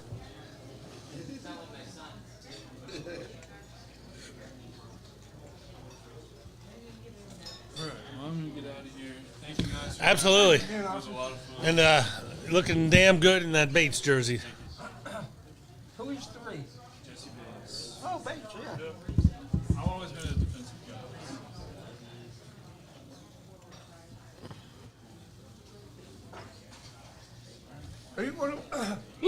You really want him to get Kubiak? Kubiak, yeah, I love Kubiak. I love his system. You know who his dad is, right? Gary. Yep. Yeah, I'm a friend with his niece. Really? Yeah. Every time I McCartney, think of him, Kubiak. I think of the guy responsible for Nolan. So when I see his son, I'm like, this place. And I love his system too. I think by next Wednesday we'll know. I think they wait until after playoffs. I'm pretty sure. I think Shanahan leaves San Francisco. I think we'll talk to him. I think we'll have a GM by this time next week and the coach by next Sunday. Yeah, he said he wanted to do GM first. You got to do a GM first. You know, that's rule number 1. If the GM spot is here, he has to like the coach, or it never works. I think the only reason we haven't hired one yet is because of what Harbaugh said about wanting to bring his GM. Right. So Yeah, from what you guys Package said, deal. Harbaugh, we already know the GM, so they could bring them in together. yeah, I know one of the fronters is Ian Cunningham. Mm-hmm. Where's he from? I don't know, but I've heard his name. Ian Cunningham. There was a fun one that I heard the other day. Well, I can't even remember what the hell that name was. It was an odd one. What's the oddest name in coaching? that's I think he's the Bears. the oddest name in coaching right now. Yeah. I like him. All right, well, I'm getting out of Be good. Tell Greg. Take care. here. I will. Ejiro Ivero. Where's he coming? I had to look him up the other day. I still don't remember. I think he's the defensive coordinator for his college. No, I'm sorry. You're right. Carolina's defensive coordinator. But his name is Ejiro. That's his first name. And then his last name is Evero. So, you know, it'll be a lot of fun for a lot of fun. Double E. Ejiro. Double E. We got double A. We got double E. I kind of stopped worrying about it. I have enough faith in Matt Ryan to make the right decision. I like your confidence. I pray for your confidence. I told her in the email I want to be spreading Falcons 2026 season optimism propaganda.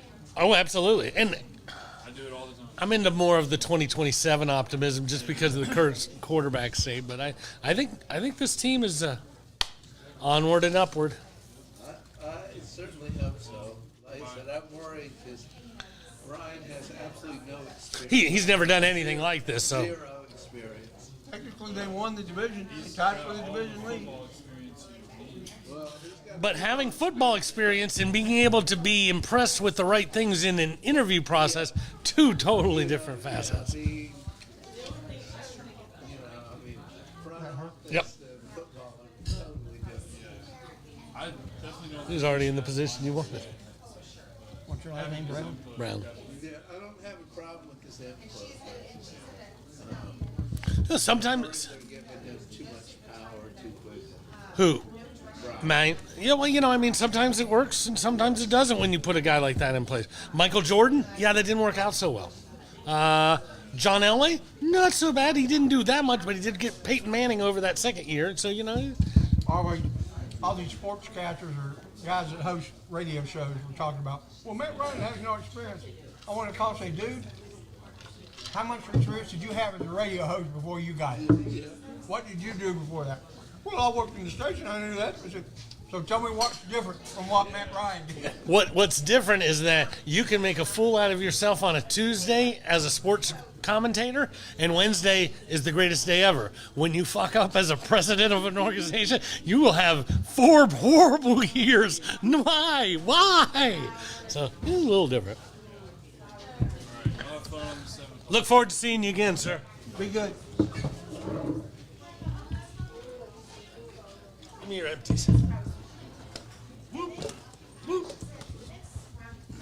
right, so I don't know the head of name for this where NFL teams have to interview minority coaches. So can they go with the Rooney rule? Okay, so can they turn down an interview? Like, is Mike Tomlin going to have to interview with everybody now? Oh, no. He doesn't have to, but if he says, I'm not coaching this year, you've got to find a new black man. Right, that's what I'm saying. Or is he just going to take the freaking flyer out and just travel the country doing interviews? What would be crazy is if somebody like our recently unemployed Raheem, everybody's like, let's just bring Raheem in. No, thank you. No, I think we'll get a lot more interviews. If Tomlin, absolutely. And I think Tomlin has a much better shot at getting hired. If he wants to be. Yeah, if he wants to be. If he wants to work, he and Harbaugh can choose their teams. They're interviewing the owners.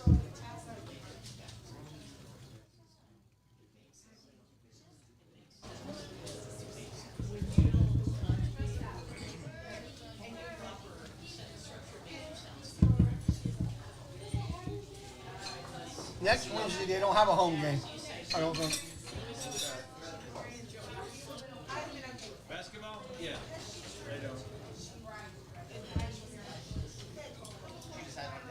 I hope Coach Mack's going to be on next week. Huh? You what? Yeah. Kershaw did give him a couple of weeks, so I'll reach out to him on Tuesday. They got to get through this because they're having people come through constantly to this portal. Yeah, I mean, And we've had kids into the portal late, like in the last day or two. 10,400 kids in the portal as of yesterday. Crazy. And it's funny to watch the trajectory. Some kids, FCS, FBS, Group of 5, Power 4. Other guys, Power 4, FCS. Now they're playing. There was one kid that started at LSU and now he's at Incarnate Word. That's backsliding. They said next year he'll be at Lancaster High School. You know what's going to suck for the kitchen manager and the manager? You know, Tommy? Well, they're going with Carrick. I mean, how do you ever go to another game? Well, the first time I went, I sat there, and I got to go into there, and now I got these tickets. I'm way over here. It's a little different. Yeah.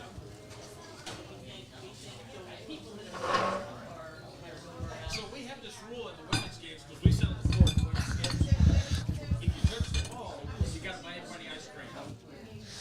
So do you go out of your way to touch the ball? Or I'm going to buy Garrett's kids ice cream. But what's funny is last game, I ended up with a shoe. Girl turned and her shoe came off and came flying at me. So she goes running down the court. And I just been over like, you forgot something. I don't know what I owe everybody now. I was going to say if touching a ball requires you to buy a drink, getting a shoe means everybody's got to buy you a bottle of bourbon or something like that. I don't think I'm going to getting bourbon, but Something good. It was funny when I was at the Buffalo game. I'm sitting next to a buddy who's never been to a KSU game. I was like, you get used to the KSU games, and like whenever there's a penalty, you can't do that. I was like, I love that shit.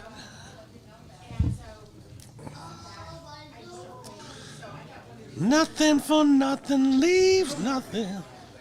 But you gotta have something if you want to be with me.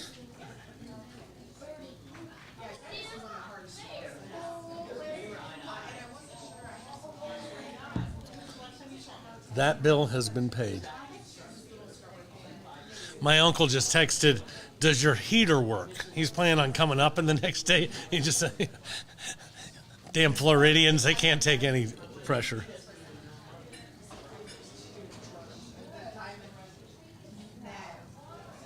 Now, your uncle that took you to the football game, is he a Jacksonville fan? He does. He lives there. Okay. And he brought you as a Bills fan. Dumbest thing he could ever do. Although I did not wear any Bills thing, I wore a Trevor 2016 Cartersville State Championship shirt. So you know, it was fun. Only like 4 people the whole day looked at me and they're like, "Hey!" You know, like oh, you're a super fan, you know, whatever. But somebody said something to me funny during the fourth quarter, and I go, all I know is I've been watching him longer. There's 70,000 people in there. I was like, I've been watching him longer than 68,912 of you. There's a few of you probably know him a little better.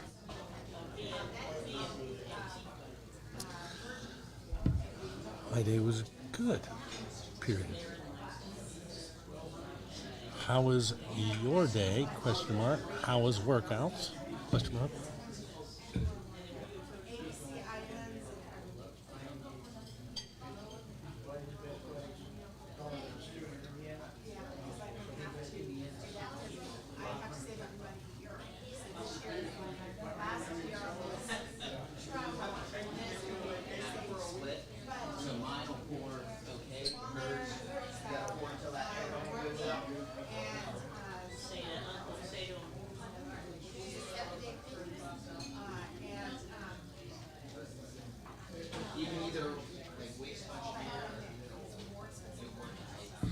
I will be at my Canton location on Friday morning.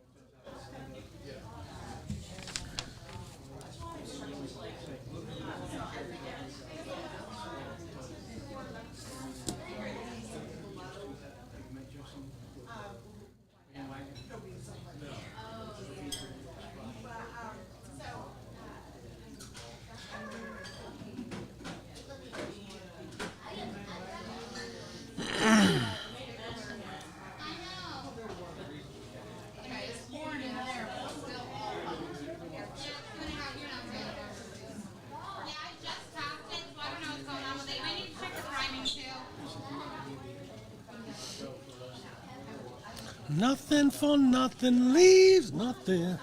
I think I left my KSU jacket at home. I had it, but I was like doing all sorts of stuff walking out the door.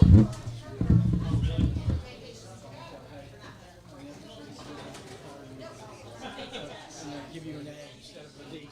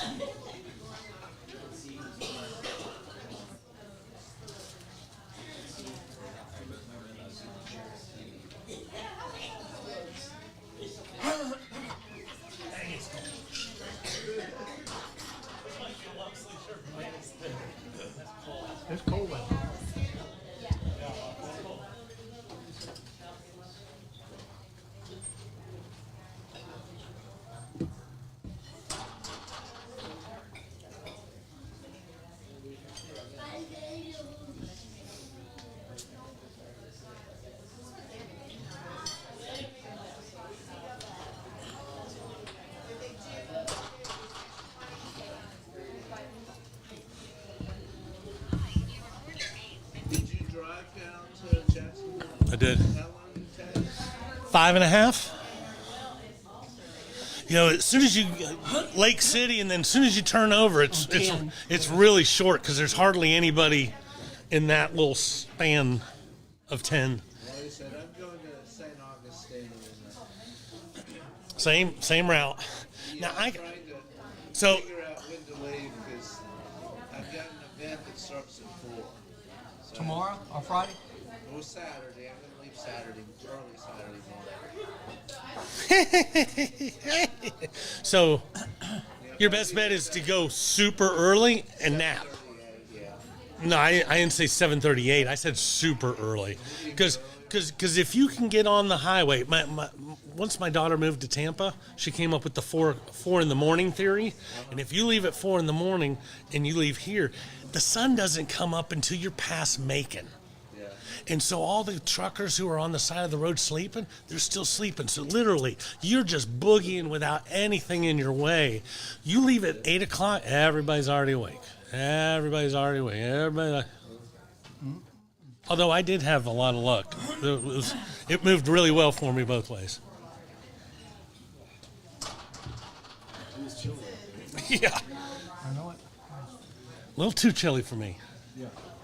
I was telling Sean that, like, when I moved to Atlanta from Savannah. You were tough then. Yeah. Well, I realized, like, oh, this is all winter is. It's like Right. highs are in the 50s, like upper 40s. Lows are in like the mid to low 30s. Like that's winter, and we're just in the thick of it right now. It's going to be really cold this weekend. Yeah, I saw that. Wow. But I always tell people, we're not the wimpiest people in the world, but when you have 70-degree weather and then the next 4 days there's 40, we don't get acclimated to everything, which makes us cold all the time because it's new. Yeah. I absolutely hated October and November up north because, like, it was just gray and 40. Right. Like, it's, like, too warm for, like, a winter jacket, but yet, like, you're cold if you're just wearing a sweatshirt. I had 82 on Friday, 83 on Saturday, and now this. Yeah, how was the game? It was great. It was great. Hey, A lot of fun. Do you remember Randy and Spiff on Fox 97? Were you here when they were on the radio? Mm-hmm. Spiff Carter is going to be our guest next week. Nice. At 5 o'clock show. I'm excited about that. Yeah, I got here after Metro Atlanta in 2014. Oh, But even had you been here earlier, you would have also had to have listened to the 50s radio station to know who he's talking about. Like, just living here, you had to tune into the station, and it was the old folk station. Yeah, I got here right after Snowmageddon. I should say right after the summer. Which Snowmageddon? Yeah, I was going to say, we've had a few. 73, 82. 79. Don't forget the great ice storm of 79. There was no ice storm in Atlanta in 79. Yeah. I lived. Okay, Chuck. Let me add this one for a second. I lived here for a week when the whole city shut down. So I'll go ahead and. The great ice storm. Was there an ice storm in Atlanta in 1979? Yes, and it was in January, right at this same time. Yeah, we had literally just moved into our house. I looked it up last week on Facebook. On Facebook? Yeah, because somebody posted it. And 15 people came down and said there was no ice storm in Atlanta in 1979. But there definitely was. Because I lived through it, and I was only here for a week, and everybody who's looking at me going, why don't you have a jacket? Because my parents moved me to Hotlanta, and we gave everything away before we came down. We thought we were moving to Nassau in the Bahamas.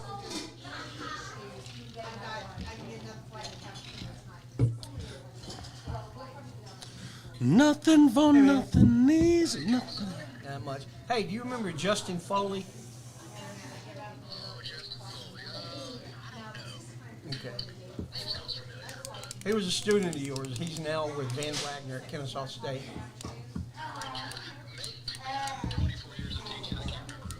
I totally get it. But I'm going to have lunch with him Friday, and I said, well, maybe Jason will remember him. I can come up with something like, hey, Jason said if you come back to school, he'll pass you now or something like that.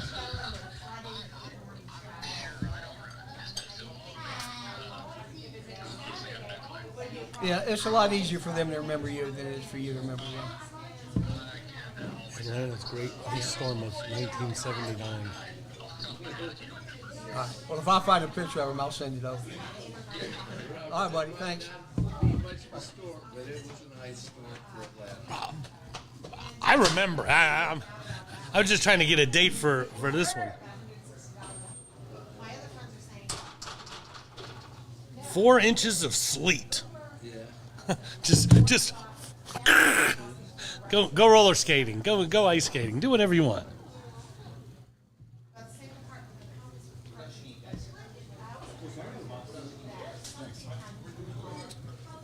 So was there an ice storm? Yes, 4 inches of sleet. Yes. But what's crazy is that whenever people say a snowmageddon or this, we have one about every 6 or 7 years. So yeah. In 79 we got. You got that. In 83 we got less than an inch that caused it all. And it still shut the city down. Because it happened at rush hour traffic. Right. That was 82. 82. My nephew was born on that day, January 12th, 1982. Sorry, 82. My wife. I remember that because It was a lot more than an inch. Well, I got home and no problem. My dad got home that night, and I said, that was the first time I drove in snow. He says, well, there's no better time to learn. So we went back out. Get back out there, boy. And I learned to drive in snow. So Stormy's best friend is a diabetic who she's had a lot of. Well, she's pretty good about knowing what to do or what not to do, whatever. But that one that happened 10 years ago, where it froze everybody on the interstates. Yeah. It froze her on the interstate. So here she is. She got no gas now. Her sugar's starting to spike. All this, and you're trying. It was like crazy. And that was a good thing. In 82, there were 10,000 cars abandoned on the interstates alone. I was one of them. I remember the pictures on 285 where it's basically however you stop, people just parked. Would just stop and walk. My nephew was born that day at about 2 o'clock.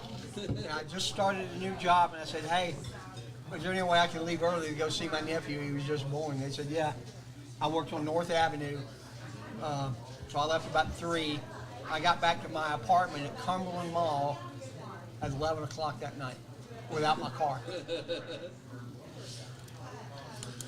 So basketball, men and women, a little track and field talk. What else are we going to talk about? Do any baseball, softball, or just kind of limited to the other ones? We're talking anything we can, so we'll be stretching it out. Are we going Will first or her Have Will first? on the whole time after Keely. So bring her on first. Yeah.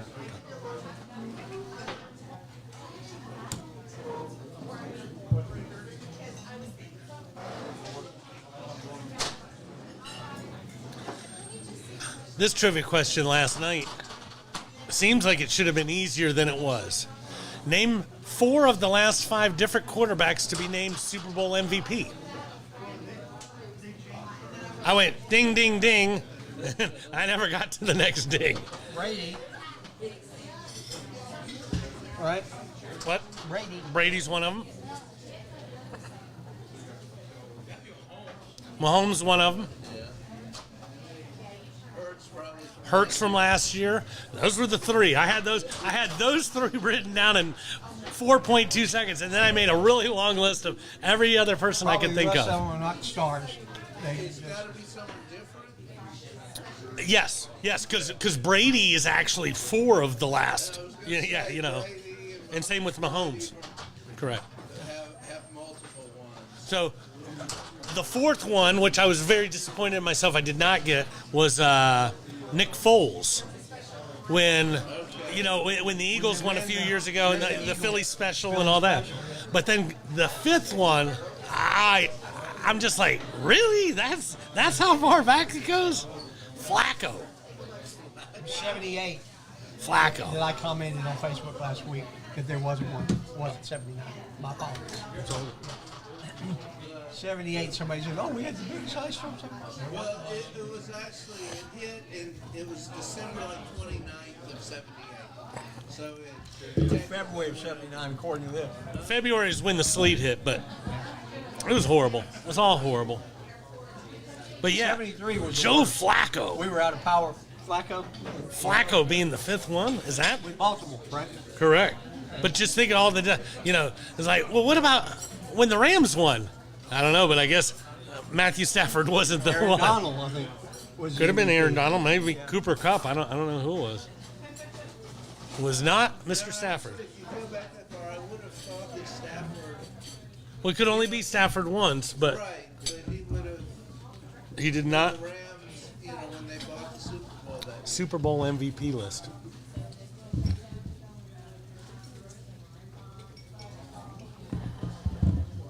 Hurts, Mahomes, Cooper Kupp. It was Cooper Kupp. Then Brady, then Mahomes, and then the year before that, Edelman. Somebody already got the list out. Yeah, I'm not that smart. Foles, Brady, Von Miller, Brady, Malcolm Smith, and then Flacco. So Flacco was the fifth quarterback ago, 2012. That's crazy. Santonio Holmes. That's It's pretty wild though. Santonio. that I the same think one you that's have? the exact same one I have. Yeah, not James Harrison. We're going to made the throw, and James Harrison who made that 100-yard interception. Hines Ward won in 05 and Holmes won in 08. How many times does the losing team won the MVP? A player won the MVP? Super Bowl 5. Chuck Howley. Okay, you know that. I know that one. That's one of my go-tos. The reason we pull that out, I gave that to Chip many years ago. Mm-hmm. Tim Henderson, who had been on the show, I got Jim Nash to autograph his page? his cover Oh, nice. in 1967. And I said, I can't remember when Jim Nash was, but I know I hooked him up with Tim Henderson. And we found it in there. That's what we were looking for in 67.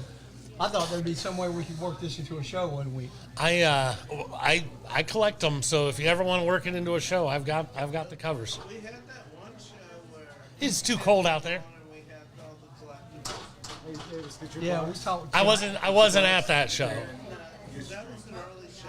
Well, no, I was still part of it. I just wasn't here that day. This is the book covers. We got a lot of sports coming up between now We're getting ready to start some numbers again. We'll finish the numbers out soon. Next couple of weeks. Yeah. Yeah. we're gonna have some dead space in there.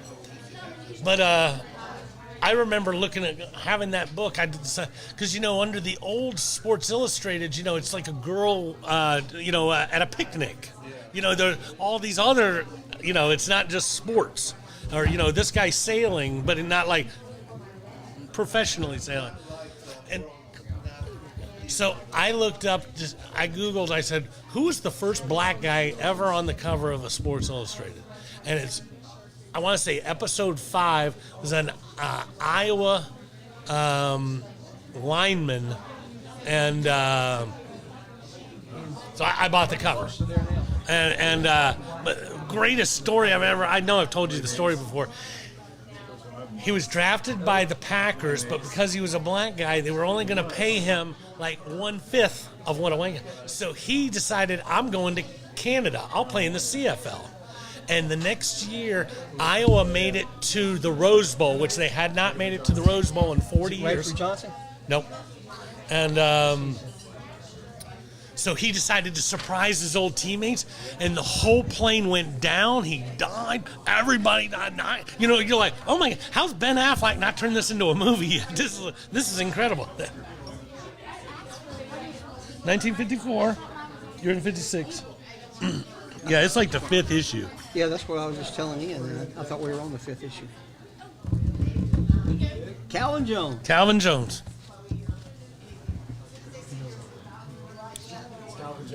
Calvin Jones. First Be Kaylee Brown.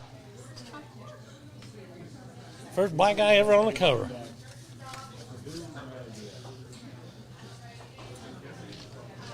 Which is pretty cool. Because, 1954, you pretty much had to really do something crazy for them to put you on the cover. And then, like I said, his story just...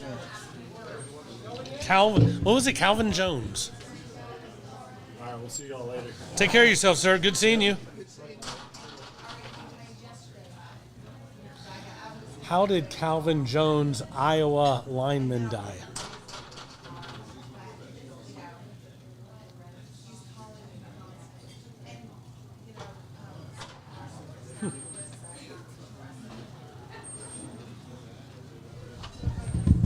I'm all lost. It's cold.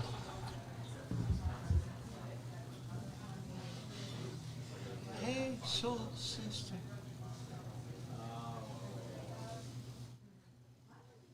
No, I asked for. Clearly, there's too many Calvin Joneses. They're like, he was a running back. He died last year. Okay, wrong guy.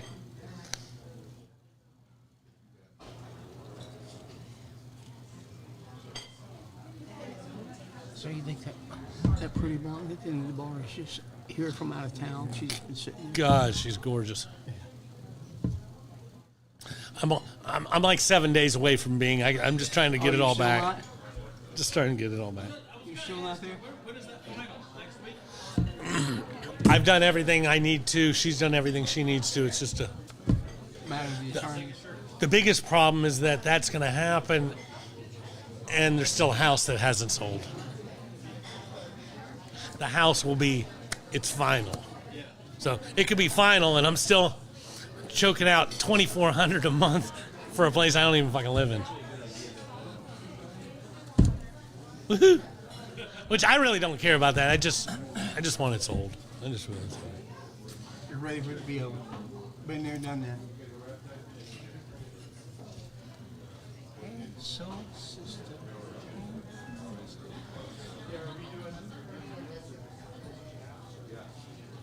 Yeah, Ice Storm 73. Calvin we were out in Jones power from for 5 Iowa days. dying in a plane wreck. It was cold. I don't remember how many days we were out because after the first day, my dad took us to a hotel. That wasn't an option for us. And we were at a hotel. And the reason we didn't go, we had to stay a day, is because our street was blocked on both ends. And we couldn't get out for a day. Once we could get out, we went downtown to a hotel. We slept on the floor, all bundled up with each other. Well, I was 8 at the time, and my brother was 4. So I think my parents just wanted, they weren't going to play that game. I'll never forget when the power came back on. That was a good day. She has competition, Mom. What's that? She has competition. Who? Where? Another new blonde. Another new blonde I can't see. Where's she at? In the corner? Behind the taps? No, on this side. With the ball. Oh, God, no. There's eons between those two. Not that I'm saying there's a problem with the other one, but that one at the end is like... Oh, yeah, she's... So, yes, Calvin Jones, legendary University of Iowa football star and Outland Trophy winner, died in a plane crash in 1956. All 62 people on the plane died. You know, just one of those things. But like I said, he was, first black guy ever on the cover. That's almost worthy of a movie, right?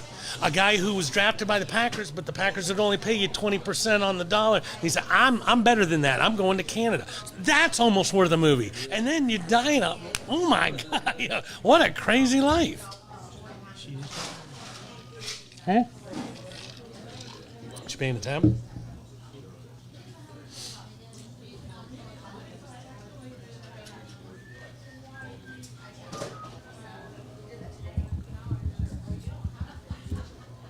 Pitt and Georgia Tech starting soon. Who, Pitt? That's your text playing that? Yep, just popped up on the thing.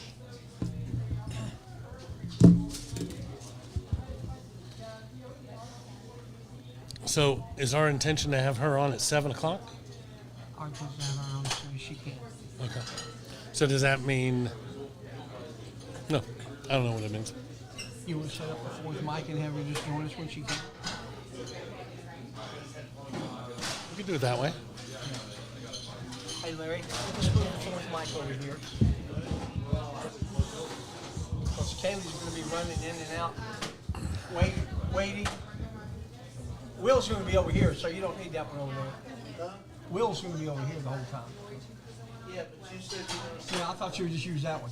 Yeah, I know, but I don't know. You want me on? You're always on. What the hell are you acting surprised for? Well, I thought y'all had somebody coming. We do. It's Herschel. But Herschel won't be here the whole time because she's working. Isn't that right, Herschel? Can't call a girl Herschel. They don't understand.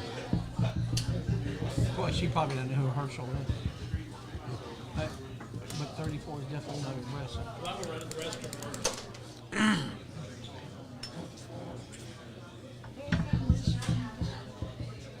I had just a short board, and I wouldn't have made it. I thought of this the other day. As long as I do my reposting from the Owls, I can just go to my Facebook Owls account and I can tell you everything cool that's happened in the last week, just what I posted. Kaja Gugu.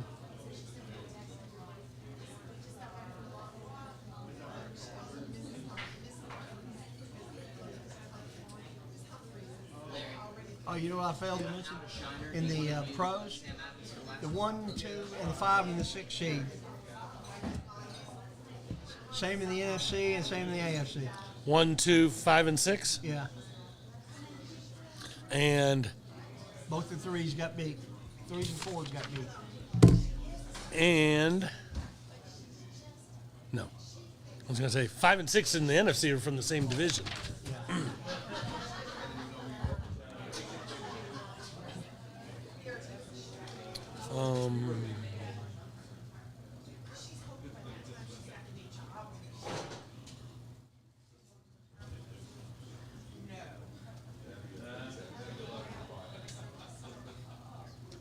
I hope she had a salad.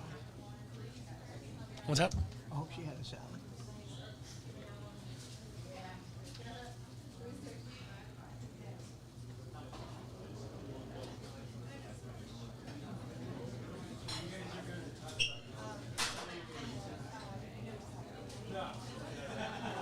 The 7 o'clock show was just about tennis.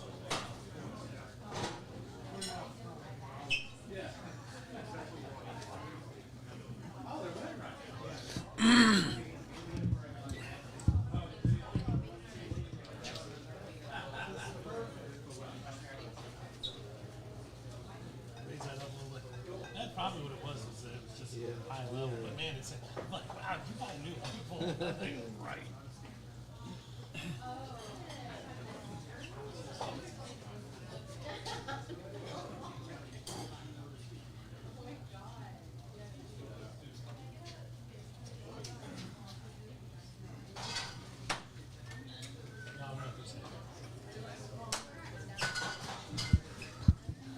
Not gonna do it. Nothing. I know nothing. I see nothing. Apple strudel. So Chuck, we went 1, 2, 3 games different, which means there will be A new leader. a new leader Next with week. 2 games. Yeah, 3 games to go. games to go. 3 games to go. Necessarily, you got 2 games that. We got 3. We have 3 games different. 3? I thought there were 2. No, because of the national championship game. So I got that one included here.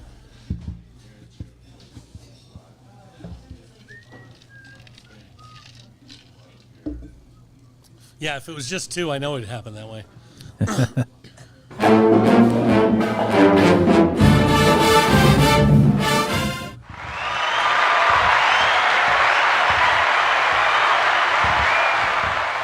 Good evening, everybody, and welcome to Miller's Ale House on a Wednesday nights at 7 o'clock. It's time for the KSU Owls Show. Can I get a big hooty hoo? Hooty hoo! Hooty hoo! All right, go Owls. That was a little less bigger hooty hoo than we all normally the people have. are at the game. They're Yeah, all down the everybody's road. at the basketball game. Yeah, absolutely. Yeah. We've confused the Purdue fans over there. Yeah. Purdue fans. Purdue fans. I mean, I love Purdue fans. They but must do be get on their way to confused. Miami to go see the Indiana game.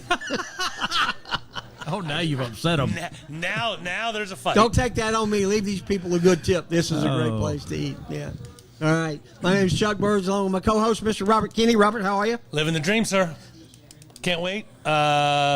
Excited for the management staff that is lucky enough to be at the game that's tipping off right now with our very own Mr. Carrick. Maynard G. Krebs. Maynard G. This is the way it goes. Management's at the game, and I'm here with you guys.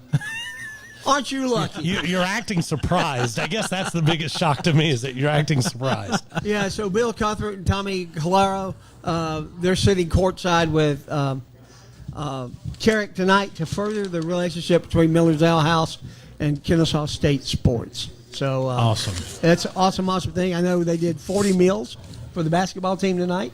Oh, yeah. So I don't know if it's pre-game or post-game, but very happy for what's going on with Miller. We've been doing our show here for close to 4 years, and it's just a fun night to come out and talk KSU sports. Did we introduce you? Will Renfro, ladies and gentlemen. I didn't know. You don't know this about Will. I didn't really need a special Maybe introduction. you don't even know Will. But Will has been to more Kennesaw State football games than anybody in history, including the coach that was here for 10 years. That's correct. So Will is the number one football fan of Kennesaw State University. Woohoo! How many accolades do you get for that? How many have you got any trophies? I got some T-shirts and a flag. T-shirts and the flag. That's a pretty cool Oh, thing. wait a minute, and a cup, and a coffee mug. Oh, That's yeah, true. I forgot about That's her true. mug, yeah. Yeah. So we're also going to have Kaylee Brown on the show at some point in time when she can break away from her waitressing duties. Kaylee is a track and field a standout. track and field standout, or stand up anyway. She's very tall. She's a high jumper, I think, right? And she's going to join us for a few minutes when she can. We're going to talk in depth about the Fosbury flop and how it's affected her life. I know it affected mine. And then I ran some track. There you go. Fosbury flop. Brent Ropp was the leading high jumper at our high school, and he brought the Fosbury flop to McEachern High School back in the 70s. Yeah. That's her. That's a really good picture of you, Kaylee, on the website here. We got you doing the flop. Oh, thank you. I haven't even seen that. Yeah. Well, go put your dishes down and come over here. So a lot of good things going on at KSU. I know the baseball banquet's coming up the 30th. Going to be going to that first pitch. Yes. You go to that? Yes, I go to that. Yep. I'm going to that this year. I got a couple tickets to that. That should be fun. Tell us about that. Well, 'Cause I've never been to one. Well, it's a fundraiser for the baseball program. There'll be a nice dinner. I don't know who's providing the dinner this year. It's usually a pretty good dinner. They have an auction. So I've got several things from the auction. I got what did I get? A helmet, a football helmet. That's where I got the football helmet that the coaches have signed. I got it from that auction. You got the football helmet at the baseball auction? Well, they just get things from other sports. No, absolutely. Yeah. I got the championship ring. I don't know if I've ever brought that on the show. Oh, I'd love to see the ring. So a couple years ago, when they won the conference, I had an extra ring, and they auctioned it off, and I won the ring. Do you mind sharing that price? It was in the $500 range. It was Okay. the collegiate rings are limited on what they can. So they're not necessarily As they're not real gaudy. diamonds, They're and not they're as gaudy. And so they're pretty, but they're not that expensive. So that was more than they paid for it, but it's really cool to have just Sure. as a piece that's got the little box and everything. So I got that, and I don't remember everything. I know several things that I wanted that I didn't get. Right. So we talked earlier on the 5 o'clock show. We also do a 5 o'clock show about sports in general. Three guys who love sports, about the most money you've ever paid for a ticket. You probably paid more at this auction than you have for a ticket. Oh yeah, Not counting airfare. Absolutely. Not I mean, counting last year, airfare, I just remembered last year I got second base. The team signed the I got base. the second base I was once. going to say, you're married with children. I think you've gotten to second base before, sir. It's been a while since I've been to second base. Yeah, this is the first one everybody signed. First time everybody signed you. I just had so many visuals. No, we don't need that. We don't want to go there. Yeah, that's cool. Yeah, so that ought to be fun. Chipper Jones is supposed to be. Chipper's is going to be the speaker. I ordered 50 a set of 50 baseball cards of Chipper Jones, so I could get him to sign a couple, and I'm going to keep, and then I can have some other friends have them if they want to get his signature on something.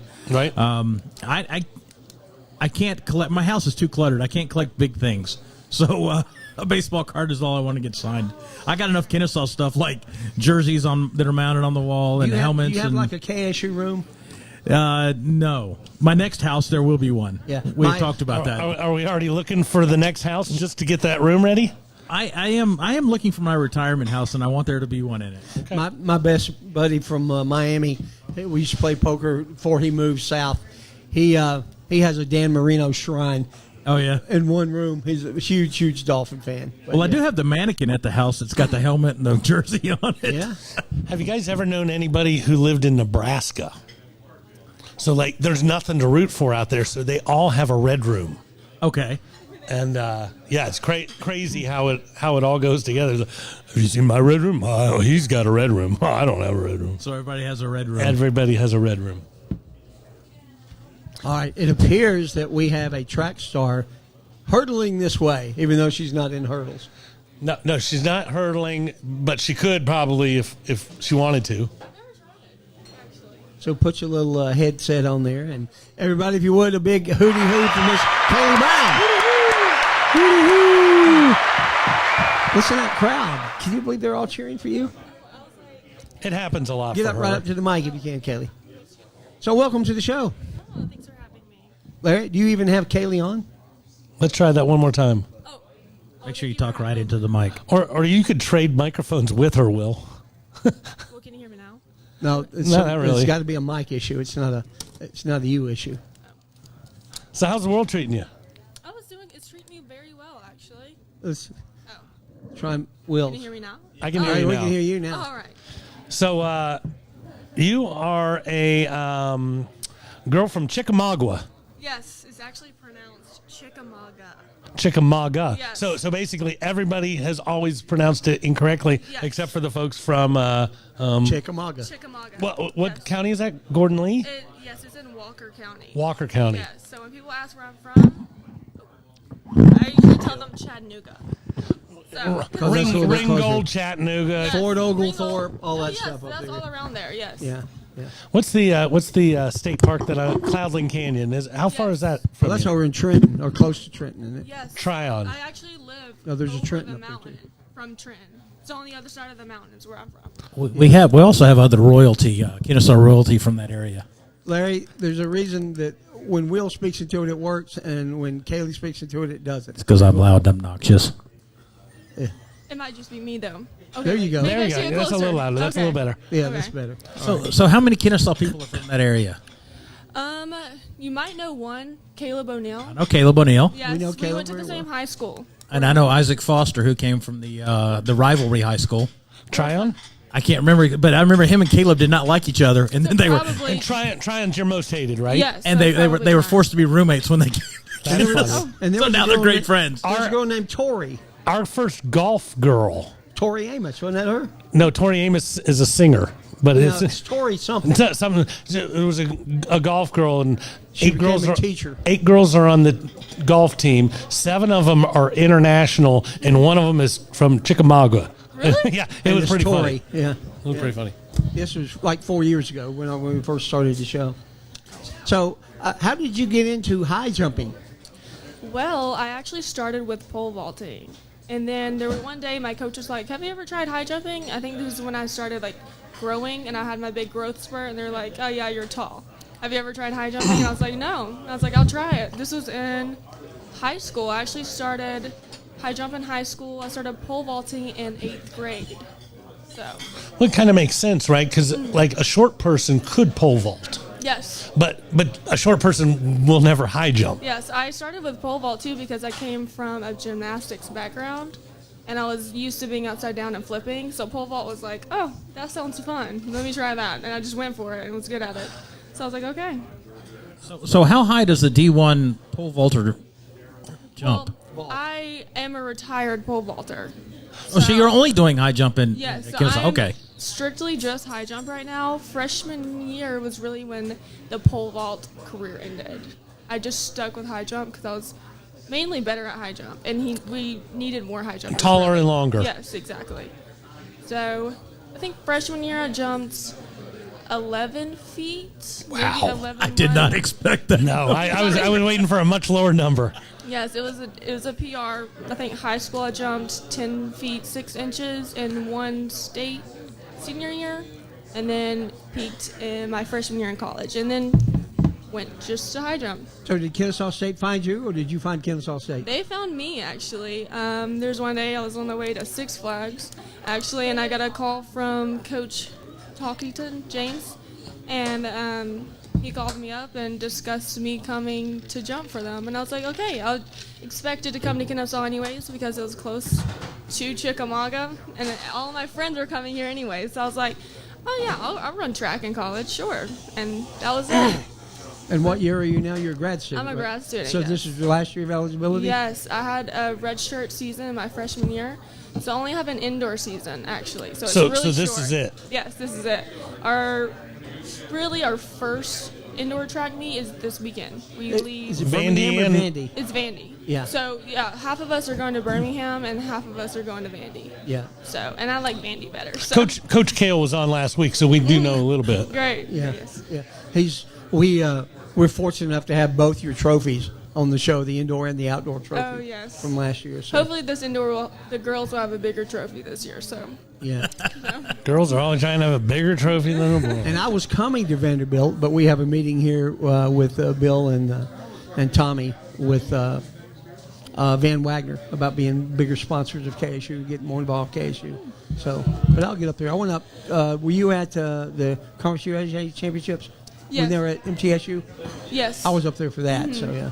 Yes, this year our championship indoor is at Liberty.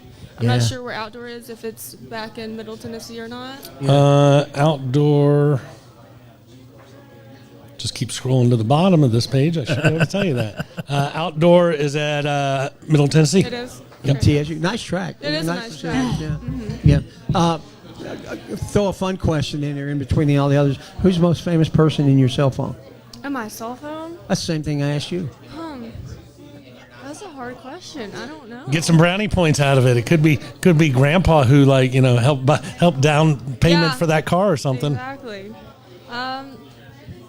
I'm gonna have to go with Grandpa because I don't know. Robert's feeding answers over here. Yeah. But how could I know it wasn't uncle or mom or that? Yeah. Turned out it was Grandpa. Actually, I changed my mind. It's my aunt. She's taking me to Japan this summer. So yeah, now it's her. Now Yes. now that's brownie points. Yes, So it Grandpa, if you want to get out of last place, you got to step it up. She'd also like to go to Machu Picchu, Antarctica or someplace cool. Yeah. I really want to go to Costa Rica. I wonder if Grandma's taking credit for Grandpa's money in this transaction. Grandma's like, I told him to take you.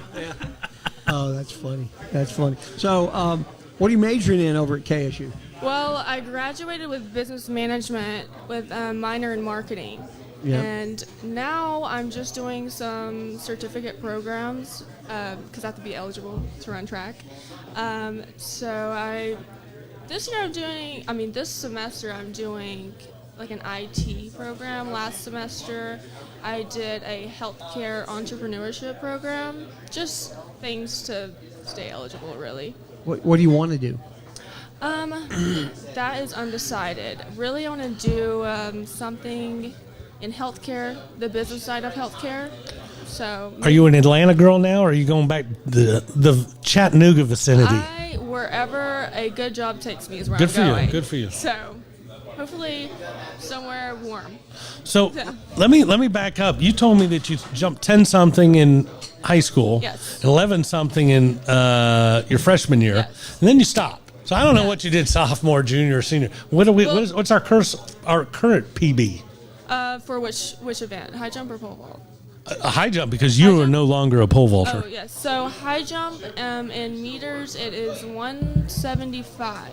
1.75? Yes, which I believe translates to 5'8.75. Something. I say 5'9". I round up a little bit. Okay. But so hopefully this year we can break that PB. This season. Yeah, So, maybe this weekend. Yeah, I'm hoping this weekend. I had a pretty good practice today. Good for you. So hopefully this weekend we can, maybe get 5'10", 5'11".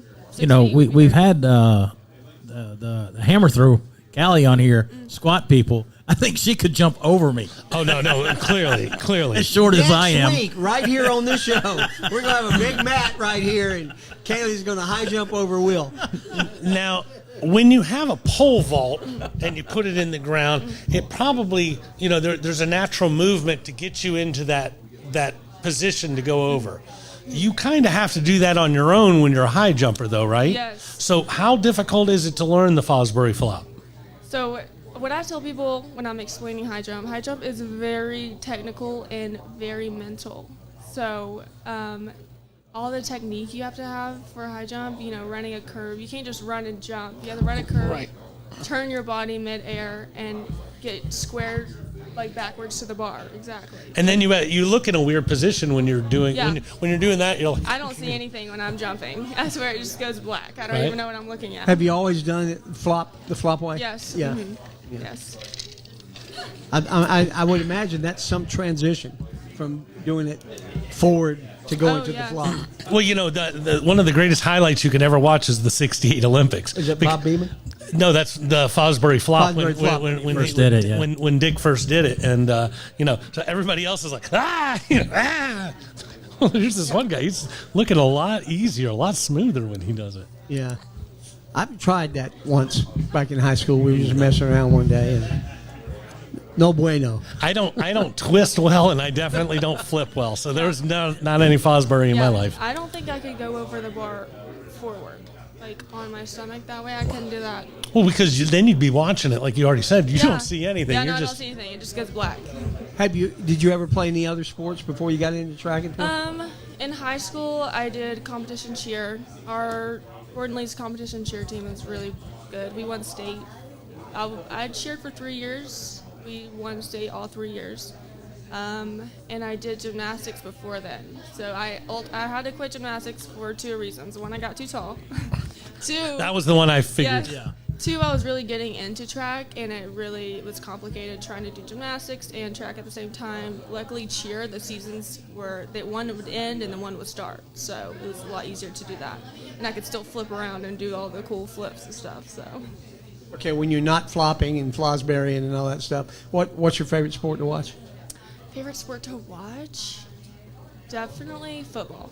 Yeah. I really like to watch football. Not the biggest fan. I'm not fans like y'all are, but I do like to watch it every once in a while. It's fun on the Yes. on the TV. Yes, yeah. When Georgia's playing, I can watch them on these TVs while I'm working.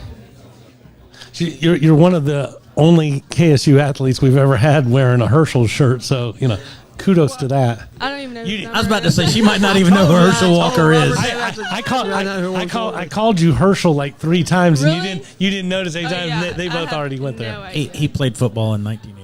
Okay, I have no idea. I just National wear it championship team. because Georgia. we can wear jerseys or we can wear the black shirt. And I was like, you know what? I think I want some color today. And I Doing wear this- red. But you got the black on underneath. I Yeah. can tell, just in case. Do we need to decide get you didn't some want it. KSU shirts? I do need a KSU jersey to wear around. Yes. I'm thinking you probably have a couple. No jerseys. I have tons of shirts, tons of track shirts. Goodness, but Well, but track shirts, it's all kind of like a women's volleyball shirt, right? It's not the kind of thing that you can wear out in public on a regular basis. No. Here's my shorts and here's my top. Okay, yeah, that's Yeah. not quite it. Yeah. So you need a jersey, almost like a Yeah. Yeah. Exactly. I understand. To represent Kennesaw a little better. Although I will say this, I was talking with a friend. I went to a football game this weekend, and he wanted an XL, and he's kind of like in between XL and double XL. And so when he put the double XL on, it looks like a nightgown, like he's wearing a skirt. A dress. Because you being so tall yet so small, I can only imagine. Well, this shirt would fit me. Well, yeah, but now it's a midriff. Exactly. So that 6'1"? Me, right now with these shoes on, I would say 6 feet, but 5'11". 5'11". Yeah. Yes. I didn't know. That's a less intimidating number. Yeah. Yes. It started with a 5. Yeah. As a short guy, those tall girls just are very intimidating Yeah, to you me. know it's crazy. I go to track meets and I get out there with the high jumpers and we're all gathered around and I'm like, looking up at these girls, and I'm like, I thought I was tall, but Right. out here, y'all make me feel really short. And I'm like, they're like 6'1", 6'2". But that's what sport and competition you've seen at every level, Yes, right? yes, but you cannot underestimate the short girls either, because I saw this one girl go out there and jump, I think like 5'10", and she was up to my shoulder. I was like, where did that come from? I didn't expect that. Mighty Mouse, what's going on? Exactly. Like Callie. Callie's a perfect example Yeah. of that. You think, well, some big old strong girl throwing that hammer, and then little 5'4" or whatever Callie gets in and throws It that doesn't half hurt mile. that her arms are this big. I mean, yeah, that does kind of help a little bit. Yeah, correct. So when you threw, this is your last year. What will you do from a athletic perspective? Will you continue to play any other sports or? I talked to my jumps coach about coming back outdoor and jumping at our home meet unattached, because I love our home meet and I'm not ready to not go to our home meet this year. So. And can you explain unattached? I've heard it a couple times before, Yeah. but that's not a regular term that people know. So unattached, basically, you're not like related to any team. So I could go to a meet this weekend and could be unattached and not be considered like with Kennesaw State. And it But you wouldn't- can still win. Yes, you can. So there's 12 colleges appearing for this competition, but then there's a few people who are not attached to any of it, Yes. and they can still Yes. place. Exactly, yes. So that's really the difference between college and high school. Like, that's one big difference I noticed was I would go to these track meets, and then there's these girls that are pros jumping unattached, and it's like, oh, they're out here jumping like 6'2", and I'm like, who are these people? They're not from a team, but they're just unattached. They're with their own club or with just themselves or just the regular coach. They don't have to be NCAA eligible? I'm not sure what the rules are about that. I don't think so. Probably but- just that you haven't taken money. Yeah, I've been down to the perch a few times for through hammer throws, and there was a little girl from KSU that participated unattached, as you Yes. call it, and everybody was still cheering for her. So she must have either graduated or was just. I think unattached too. Also, it doesn't go onto your like eligibility. So, say I didn't want to compete. Say I was redshirted my freshman year indoor, I could redshirt outdoor as well. Maybe compete unattached and it not go on that record as well. I think that's a little loophole. I'm not completely sure about that because I've never done it.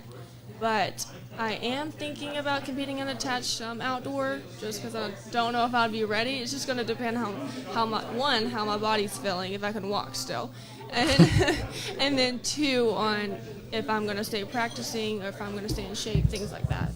So, being that you have been competing and at a high level in multiple sports, whether because a lot of people underestimate cheerleading, and that's some hardcore stuff. Oh, it is. So you couldn't just sit around. I mean, Yes. you're gonna do something. That's really the kicker. I'm like, what am I gonna do? I'm definitely gonna have to stay like in shape and work out, because what am I gonna do in my free time? Because that's Nothing? what you've always done in your free time Exactly. is work Yes. towards those goals. Yes, when I first got to college too, it's like a big change from high school. It's like in high school, I barely conditioned. And then college, and they're out here, and I'm dying. And I'm like, the coach must be just trying to get the weak ones to quit or something. That's what I thought. But it's easy for you to be try-on in 11th grade without now that you're at this level. Yes. Yeah, you got to eat right. You got to do all those other things. Especially meat week this week, I've been on top of it. I'm like, okay, I got to eat good food, some vegetables, some fruits, everything. Got to go to the training room because I need to be able to jump this weekend. So. What does a practice look like for you, Kaylee? So I'll walk you through today. I go in high jump. Well, all the jumps we practice at different times, and it's kind of spaced out. So when high jump's ending, long and triple jump come in. So high jump, we're the first practice group in the jumps, at least. We got there at 10:45, and then we practice usually until 12:15, and then we have weights from 1 to 2. There's also multiple weight groups because there's so many of us. So I think there's a weight group from 1 to 2, one from 3 to 4, and one from 5 to 6. If you were to set a PR in practice, it doesn't count. huh? No, it does not count. It's a practice. Have you ever? A practice PR, yes, but I don't know if it's something for everybody, but definitely for me, I have never jumped a meet PR at practice. So it's always like a practice PR. I think my practice PR is like 5.7, but a meet PR, you have all that adrenaline going through you. And that's what I was going to ask. It's kind of like they say about a marathon runner. If you can run 12 miles, you can do the other ones because of that adrenaline. Exactly. Like today at practice, I cleared one bar at 5.5, and I'm like, all right, if I can clear 5.5 at practice, I can hopefully clear 5.8 at the track meet, and have all that adrenaline and maybe some coffee in the morning, some caffeine going through my veins. I'm ready to jump. But so what time of day does your group normally jump? Is that an afternoon first meet, or is it first thing in the morning? That like at a track meet? Yes, ma'am. So usually it's either really early before anyone's even out there, or it's late in the afternoon. So if it's really early like that, what do? Are you waking up 5 hours earlier to eat something, or are you just waking up 40 minutes before and pounding a half a pot of coffee and going to town? Well, no. So our coach is really big on. So like this weekend, we jump. I think the girls jump at 11. Okay. The invite opens at 11. So that's when we jump. Warm-ups start 30 minutes before the event opens, so 10:30. Our coach usually has us getting there 2 hours to an hour and a half before. So I'm gonna have to wake up probably at like 7:30, 8 a.m. But if you have to be there 2 hours before, that's 8:30 that you have to be there. Are you eating a lot? Are you drinking a lot? Because I'm trying. Usually on meet days, I have to force myself to eat because I'm like, the nerves are going through me. I'm not hungry. Right. But then afterwards, I'm starving. You need some energy, but at the same time, you don't want anything sloshing around. Exactly. Yeah, usually that's not the issue. It's more of like, all the nerves. I'm like, I can't eat anything. Okay. But caffeine, that's a different story. So I need Red that. Bull? No, usually I'm just a coffee person. Good for you. Yeah. I'm not a big energy drinker because I just don't really like that taste. So. Did you ever do any of the other jumps? And yes. Triple or long? Long jump. One time, our jumps coach for a conference meet, he had me doing the long jump. Just for conference, you can only take like 30 people, girls, 30 guys, 30 girls. And so sometimes for the conference meet, if you can do another jump event, then your coach is putting you in that event. Right. Try to score some points. And Coach James put me in long jump one time, and I had 2 practices before this. So I was just going out there to wing it. It was after high jump. It was outdoors. It didn't really matter. I just go out there and jump. We weren't risking me getting hurt or anything. And I go out there, and I completely just nosedive straight into the sand. And I was like, and I don't like sand either. That's another thing about me. I stay out of the sand and stay away from the sand. But I was covered in it, and I was like, this is not for me. And yet you want to go somewhere warm. Yes. Yeah, I do. But it goes back to what you said earlier about how technical your sport is. Even the sports that you haven't done, when you're running down that thing, you're like, okay, maybe there's a little more to this long jump. It looks like long jump. It's like, oh, you run and jump, right? No. If you don't do it right, the technique and everything, you're just going to go straight into the sand. And I figured it out the hard way. Yeah. So, and in high school, I did long jump, but it had been 2 years since I've done it. So, and long jump was not my main event either in high school. So, obviously. You look like you have a question. I want to know about, and this is not sports related, but who on the team has the best or most entertaining social media, like Instagram or TikTok? Well, the obvious answer is going to be Callie. Correct. We remember your first night story, Will. Yeah. You need to go, Kaylee? I don't know. I don't know if that's Marley or me. We ask you one more question. We'll let you go because she's actually working. Yeah. We're giving took her off the line over there. Took her off the line. There's a guy at table 17 wondering where the heck his coffee is. Do you have any superstitions? Superstitions. I used to be really superstitious, and I think that was from my cheer coach because she was really bad. We had the same uniforms from like 1976. Like they were old, not really, but I don't know what year they were from. And she wouldn't change. Why did Will look at Chuck when you said that? Well, maybe not that old. No. Oh, that's really old. But yeah, she wouldn't change our uniform, so I think she made me really superstitious. But since I've been in college, I don't really have. No I have rituals. one. You have to go there's through. one. There is one, and it's not really superstition, but we have this one trainer. His name's Quinn, and he taped my ankle actually 1 year at Vandy because I forgot my ankle brace, and my ankle's fine now. That's what I hurt freshman year. I hurt my ankle. That's why I was shirted, and but now I just get it taped just for caution.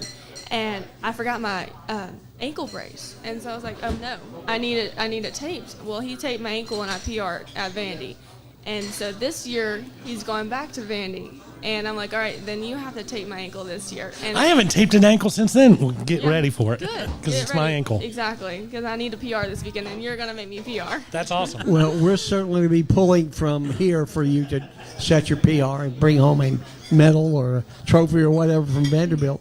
And we know you got to work, but thank you so much for sitting down. All we heard was about how shy you were, but you were very good on the microphone. Thank you. Yeah, yeah. Well, thank y'all for having me. Big round of applause and a big hooty hoo for Katie Brown. And we're way behind on commercials. No, we're just way behind on commercials. Yeah. That was a great guess. Yeah, that was And really normally people worry about stepping over the cords. I would not be worried about Miss Brown being able to clear those. Me either, especially if we had a mattress on this side. That would have been really exciting. Yeah, just flop over. All right, let's do Express Loop. Let's do our first three. Yeah. There are a lot of places to get your oil changed in the Kennesaw area, but if you're looking for a personal experience, then stop at Castro Kennesaw Express Lube or Lost Mountain Express Lube. We'll always do our best to get you in and out quickly, safely, and without a whole lot of fuss. We're a true owner-operated business where you'll find Brian under a car or hood at one of the shops. We offer experienced, knowledgeable technicians and the latest computer software to help keep you maintain your new car warranty and keep your Pride Joy running for the next 100,000 miles. We proudly offer Castrol Products. We got a little Larry four-way. doesn't have a microphone anymore, but he was ready for that one. Joshua Smith and his wife Tammy are both graduates at Kennesaw State College. He's been practicing law for 24 years, specializing in sports and entertainment law while continuing in criminal defense, civil litigation, juvenile, and personal injury. And he's ready to represent you all the way from your small town to the Supreme Court and any appellate court in between. With all the new rules regarding NIL and cash payments to athletes, they're placing a new emphasis on Kennesaw State University student athletics to help our student athletes better navigate some of the bigger issues that have tripped up so many. Give them a call tomorrow at 706-217-2095. Where? What's that? 706-217-2095. Hey, it's Melissa at Brain Train Centers, the fastest growing neurofeedback provider in the world, and I have some pretty important questions for you. Do you or someone you know struggle with focus and attention, sleep, memory, or other mood issues? Or maybe you just want to achieve more in high-pressure situations? Oh, no. I was even a little timid about it, and I told Larry, I said, we'll see, but Austin did a fine job. Austin was great, and you were told she was a mute, and man, she never stopped talking. She was wouldn't great. Shut up, those bulldog girls! I'm telling you, they don't know what to do. They don't know who Herschel is, but it's all good. Yeah. All right, so Will, now that you're back to being the second, the most important, best good-looking person on the show, now that Kaylee's gone. Well, I had no, Where no were chance we? when she was here. Oh, did we even do Brain Train? Let's go ahead and No. do it. All right, go ahead and do it. Hey, it's Melissa at Brain Train Centers, the fastest growing neurofeedback provider in the world, and I have some pretty important questions for you. Do you or someone you know struggle with focus and attention, sleep, memory, or other mood issues? Or maybe you just want to achieve more in high-pressure situations? Well, what if I told you you can unlock your brain's full potential and change your life entirely through neurofeedback? A drug-free and natural approach to negative moods, and it's backed by more than 50 years of research, so it's not new. It is safe for both children and adults as you retrain the brain to create new pathways. Medication may help short-term, but they don't address the underlying issues. Just as push-ups help your physical strength, neurofeedback is personal training for your brain. With over 20 offices nationwide, don't hesitate to reach out to Brain Train Centers, as we will provide you with the highest level of compassionate care and help you achieve the mental clarity, performance, and calm you deserve. Your journey to a better quality of life starts with a brain map. Now you can retrain your brain and reset your life. So just call or text 470-291-2778 or visit braintraincentersinc.com.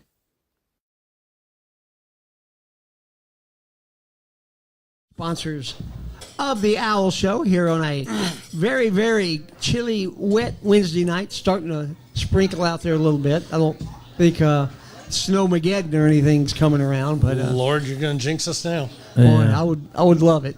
I would love it. Speaking of the Fosbury flop,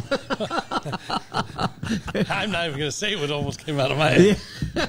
I now need to find a place this week to use the line. I met a girl who could Fosbury flop over my head. You can use that in a lot of places. You can use that in a lot of places. You might be a little off conversation when you throw it out there, but you can use it. So what were we talking about before Kaylee was able to join? We talked about the not the Braves, the first pitch dinner. First pitch dinner. Yeah, and the auction and all that stuff. So, what's the excitement about the new field? Is there a lot of are people really excited about it? Ticket sales, I don't know what they call it. The pre-sale ends Friday, which is where I don't even know what they call it because you can still buy tickets after that, but you're only guaranteed to be in the section you get. I think if you order by Friday. And the prices have changed a lot. They got, instead of just having a reserve seat or a general admission, there's like 4 or 5 different levels. Because they're going to do a hospitality suite at baseball like they do at basketball, is what Carrick was telling me. Yes, there is. And Carrick would know about that because that's far above my giving level. That's a much higher level than the basketball hospitality suite access. But also you have to pay extra for your seat to do that. I mean, I suppose it's going to be very nice. Yeah. But they have chairbacks. They have sections with chairbacks and sections with bleachers, with just a bleacher. Bleachers. Yeah. And so the prices vary depending on where you're sitting. But it should be an exciting season. And then at the end of the season, we're hosting the tournament. So we're going to have all the best of the best Conference USA here in Kennesaw for the tournament. So it would be fantastic to win that tournament at home. And part of that's because we have a new field, right? Sure. Yeah, we have to bid on that, and we put in the bid based on us having this field ready and everything. So I still think we have some work to do on the scoreboard, but really? Other than that, I think we're good to go. I think Miller's is probably happy about that. All these other baseball teams coming in here. Absolutely. Yeah. Is everybody participating in the Conference USA baseball tournament, or is it just like top 8 4 or something? Yeah, it's not everybody. You have to qualify for it. And it's probably, I don't know what the number is. I don't remember, but top 10, 3 plays 10 or something like that. 1 and 2 get a bye. But yeah, so it's looking to be a good season, and we're glad to have Co back. And the transfer portal is not as crazy in baseball. It still happens, but it's not as crazy as it is in football. Apparently, football is just nuts. But football only has 10,400 players currently in the portal. Are we down to 10,000?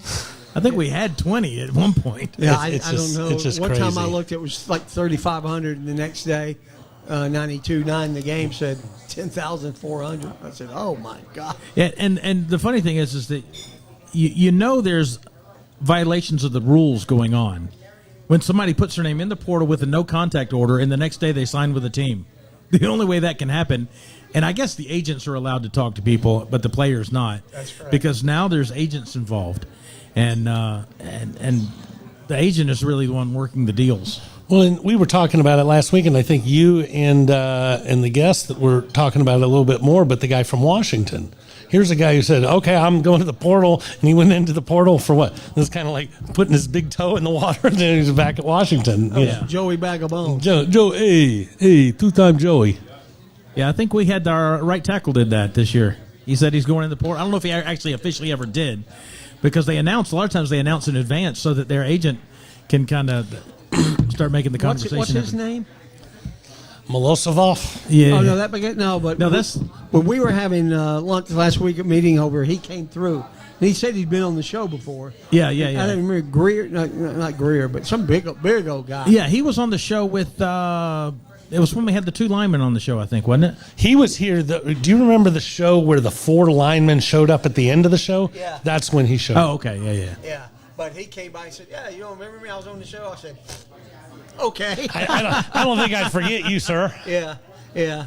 But it was good to see him. And he had said, are you leaving? And Carrick asked me if you were leaving. He said, no, I was, but I'm not. So yeah. So he took his name out of the portal. When I went to Boston, I ran into Christian, somebody, he was an offensive guard. One of our guards? Yeah, and he said he had a KSU jacket, and he was obviously a big football guy. I said, where you going? He said, Orlando. I said, you going to visit another school? He said, no, man, I'm just going home. I said, are you staying? He said, no, I'm leaving. So he's in. I guess he's in the portal too. And the name that I think we were all talking about was Nikola Milovac. Yeah, that wasn't the guy. This was a Serbian guy. Yeah, this was an Afro-American gentleman. He was probably one of the guys One of the other who was guys. standing Did you here see with we him picked that up day. the center from Middle Tennessee? Yeah, I did see that. Well, we've also picked up, I believe, we picked up the quarterback from Syracuse, and then we picked up the next quarterback, who I think, just in my own weird mind, he's the one. Who was the other guy we got? Davies is a guy from Syracuse talking about. Yeah. But there was a second quarterback. That was that the we second got. quarterback we picked up, and I can't remember what school he was from. He was a smaller school. Yeah, it was a smaller school. And they already had a quarterback here that they were pretty excited about, unless he left too. I don't remember if he's here or not. But I remember that we swapped quarterbacks with Syracuse. Yeah, I think Amari Odom went to. wind up going to Odom? Did he I go think to that's where he Syracuse? went. He did. He absolutely So did. we swapped. So Adam Crooks was not happy about that, and then he got our quarterback. Yeah, I saw that in the text. Yeah. And today, 58. All right. My Adam imitation. I got that. He's working on it. Living the dream. He is. But so can we? Go ahead. I think Chuck has got a tick. It's like he got Tourette's. Now he's got Adam Tourette's. I was going to say it was a nervous tick, but I wasn't sure. There's a great joke about that, but we'll leave that alone. Yeah, well. Yeah. Anybody got an update on the basketball score? Because it's probably getting close to halftime. According to what I am looking at, that score is 42-39. Good guys with 2:51 left in the first half. Wow, that's a close game. And a high-scoring game. Yes. Yeah, we hope Bill. That's a 90-90 type Well, game. so last game we were. Simeon Connell was on was the Jack verge. State, right? Yeah, he was on the verge of breaking the 3-point record. Well, the last two games he was throwing up bricks from 3-point range, and we think he was pressing too hard because as soon as he hit the one that broke the record and they announced it, he just started draining them against Jack State. And that's the way those types of records almost always. As soon as Will gets another home run, he is set the. Man, you look like garbage for the next 6 days, and then once you get that monkey off your back, all starts happening. So he set the record for most threes at Kennesaw. Simeon, He got player of the week or something. he got conference player of the week, and we had the conference player of the week, and we had the conference freshman of the week, Trey Simpson. Yes. So lots of good stuff happening over there. Yep. At the artist formerly known as the Convo. Now the ViStar Arena. And the ViStar Superior is what a way to come to town. Hospitality Suite. They started a branch here, and before the branch even opened, I think, is they announced that they were sponsoring our arena. Yeah, that's very cool. It actually makes great sense as long as your business is strong and you're not like wondering if you're going to be in business. Why not let everybody know who you are by projecting that way? So great to them. I love the way marketing people think. We have an official bank of Kennesaw and we have an official credit union. Fifth Third Bank and ViStar. Yeah. And if there's anybody out there that wants to be the official sponsor of the officials KSU Sports Podcast, give us a call. We're available. We can be bought. Or even better yet, if you are thinking that you would like to dabble in the NIL world and just have some fun, why don't you contact the show and we can probably figure out exactly who you should sponsor, because we do have all the contacts in girls volleyball or basketball or track and field, where your product and this, I still think we should have gone and knocked on the door of a Cold Stone Creamery for Chuck. For Chuck. Yeah. Just saying. Yeah. Yeah, and if you run like a boutique of women's clothing, we've got some track athletes that every size could promote your this tall, that. Oh, absolutely. And speaking of that, we probably need to get into our last commercials before we sell any more to any other companies. So let's do our last two. Enjoy New Realm's award-winning craft beer, whether visiting the brewery on the Beltline or purchasing their leading beers, such as Tiki Like a Fox or Hazy Like a Fox, at your local retail store. Available in Kroger, Publix, and most places you shop, and even right here at Miller's Ale House. As the official craft beer partner of Kennesaw State University, try Allen Lager, a great tasting beer that pays homage to New Realm's Kennesaw State University partnership. Hooty hoo and go Owls. Tired of going to the same old places for the same old thing? American Access has your solution. Whether you're looking for something new to do before or after the game, the most memorable work outing ever, or just wanting to take something else off your bucket list, American Access has their 3.5 Atlanta locations waiting for you in Marietta, Tucker, downtown at the Works, and the uber cool new Mobile X experience. They can be set up wherever you need. Keep an eye out for them at upcoming events and festivals. Look them up online or just give Dan Fisher a call at 678-763-3635. That's right, Chuck. Thank you, both of you. 678-763-3635 to schedule your next adventure. And we're back. And we thank you, Dan Fisher, and we thank you, Chris McCoy with New Realm for being sponsors of the KSU show. Got one more week of football, a couple more weeks of football through the Super Bowl. And I think we need to make sure we say that Kennesaw scored 3 times the points on Indiana that Alabama did. Absolutely. Yeah. I remind my Alabama friends that very often. As well you should. Yeah, that was a butt whooping, as they say in the good old South. Well, and neither here nor there. We had a great season. It was successful. We got a bowl game. We won a conference championship. We got our first road win. We did our first this. If you lost, if on that same schedule, you lost to the guy who won the Natty, that's a pretty freaking cool thing. You checked all of those boxes. Yeah, we did it all. Yeah. Will, as a lifetime or a program time fan of this, what do you look forward to next year? Wow. What do you expect?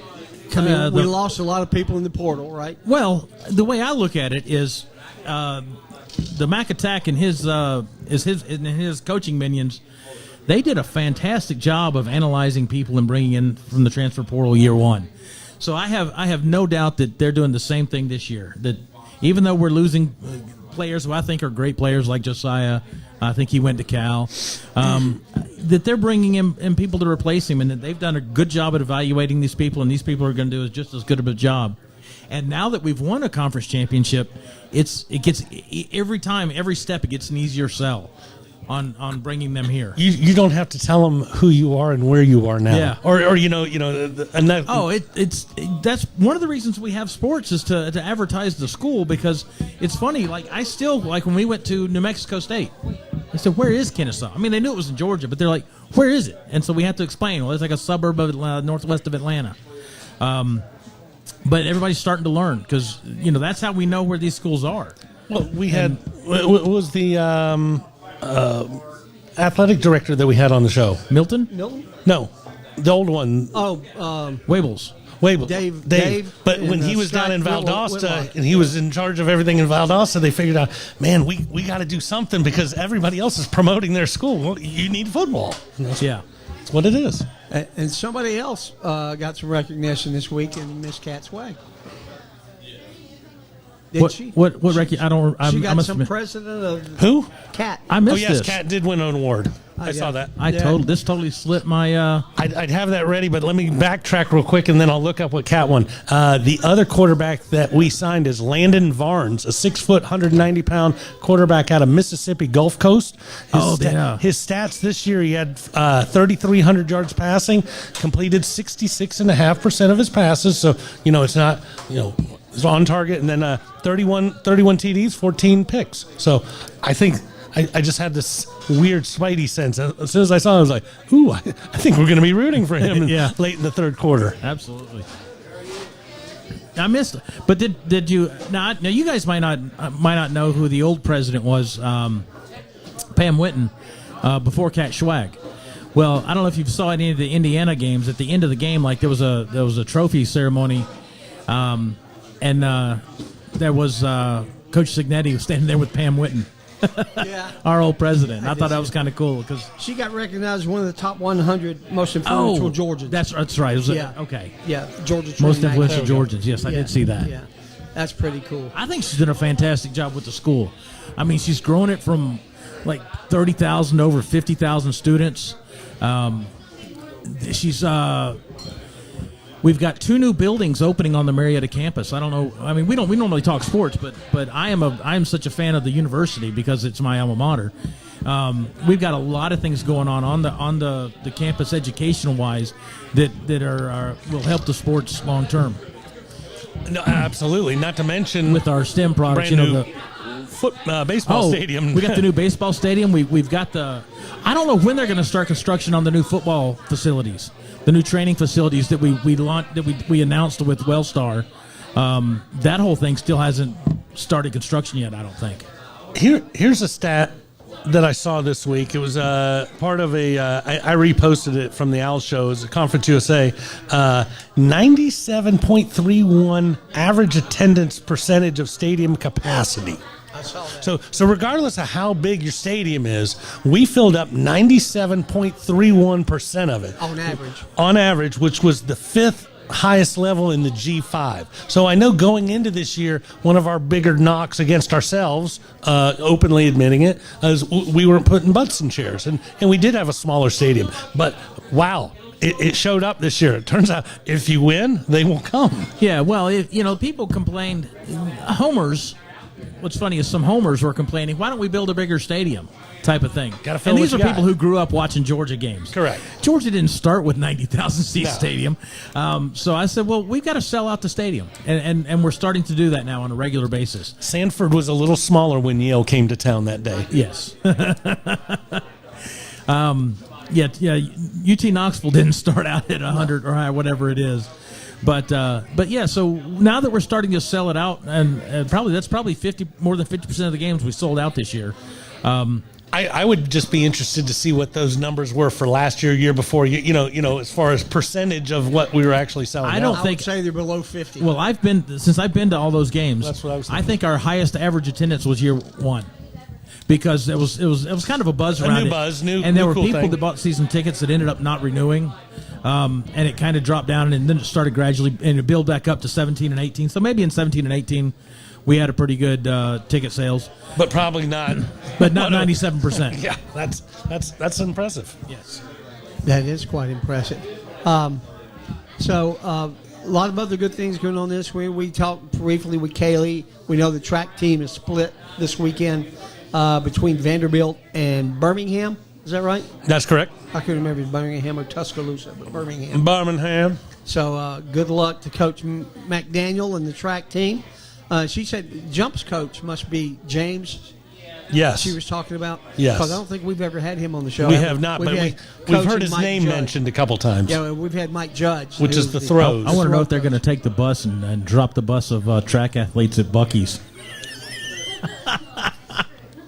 Is there one between here and Birmingham, or are you just talking about there's one in Leeds, Alabama. Yeah. Oh, is there? Yeah. In Leeds? Yeah. Do you think the folks going to Vanderbilt are going to be upset? They'll be like, I ain't going to go to a Buc-ee's, although they could go to the one in Calhoun. So everybody can go to a Buc-ee's.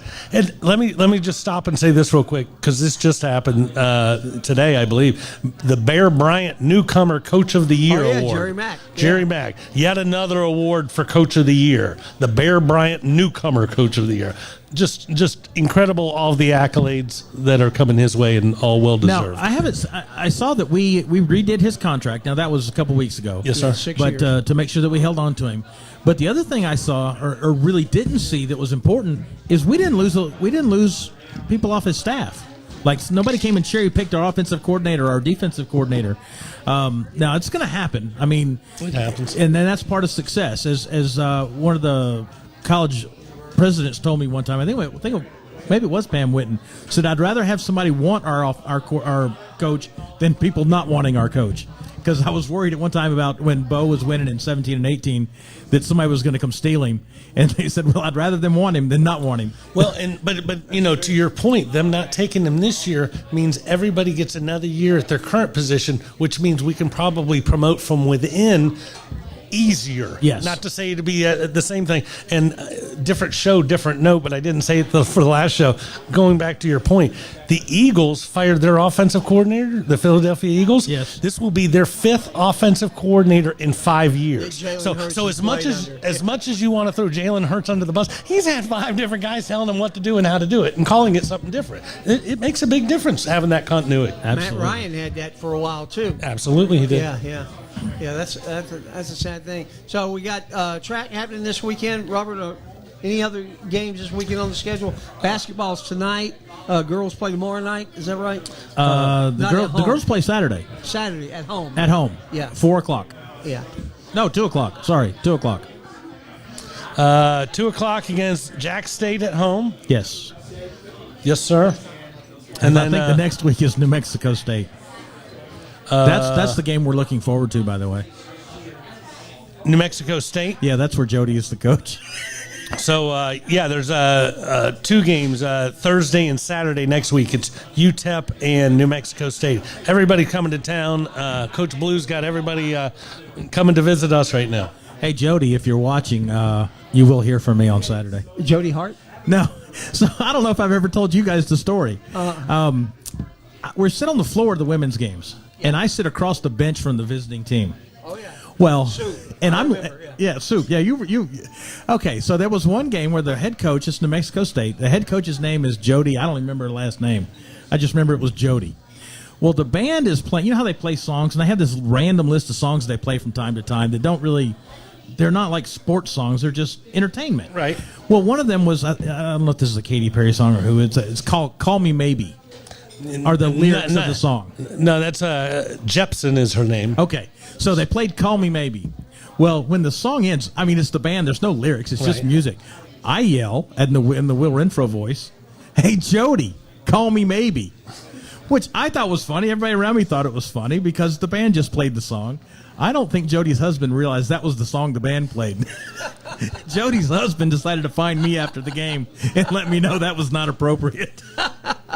So we've coordinated with the band. They will be playing Call Me Maybe. Is there a chance that Will might have a sign for it saying something about, Jody, but then at the bottom it says, "Please keep your husband away from me," or something like that? It's 100% guaranteed that this will be more than me. That's good. Oh, that's we're gonna rattle Jody. So that's funny. You're pretty good at that. For talking about what's going on next week, Chuck, after tonight's game versus FIU, the boys will go on the road. They're playing at Western Kentucky at 3 o'clock on Saturday.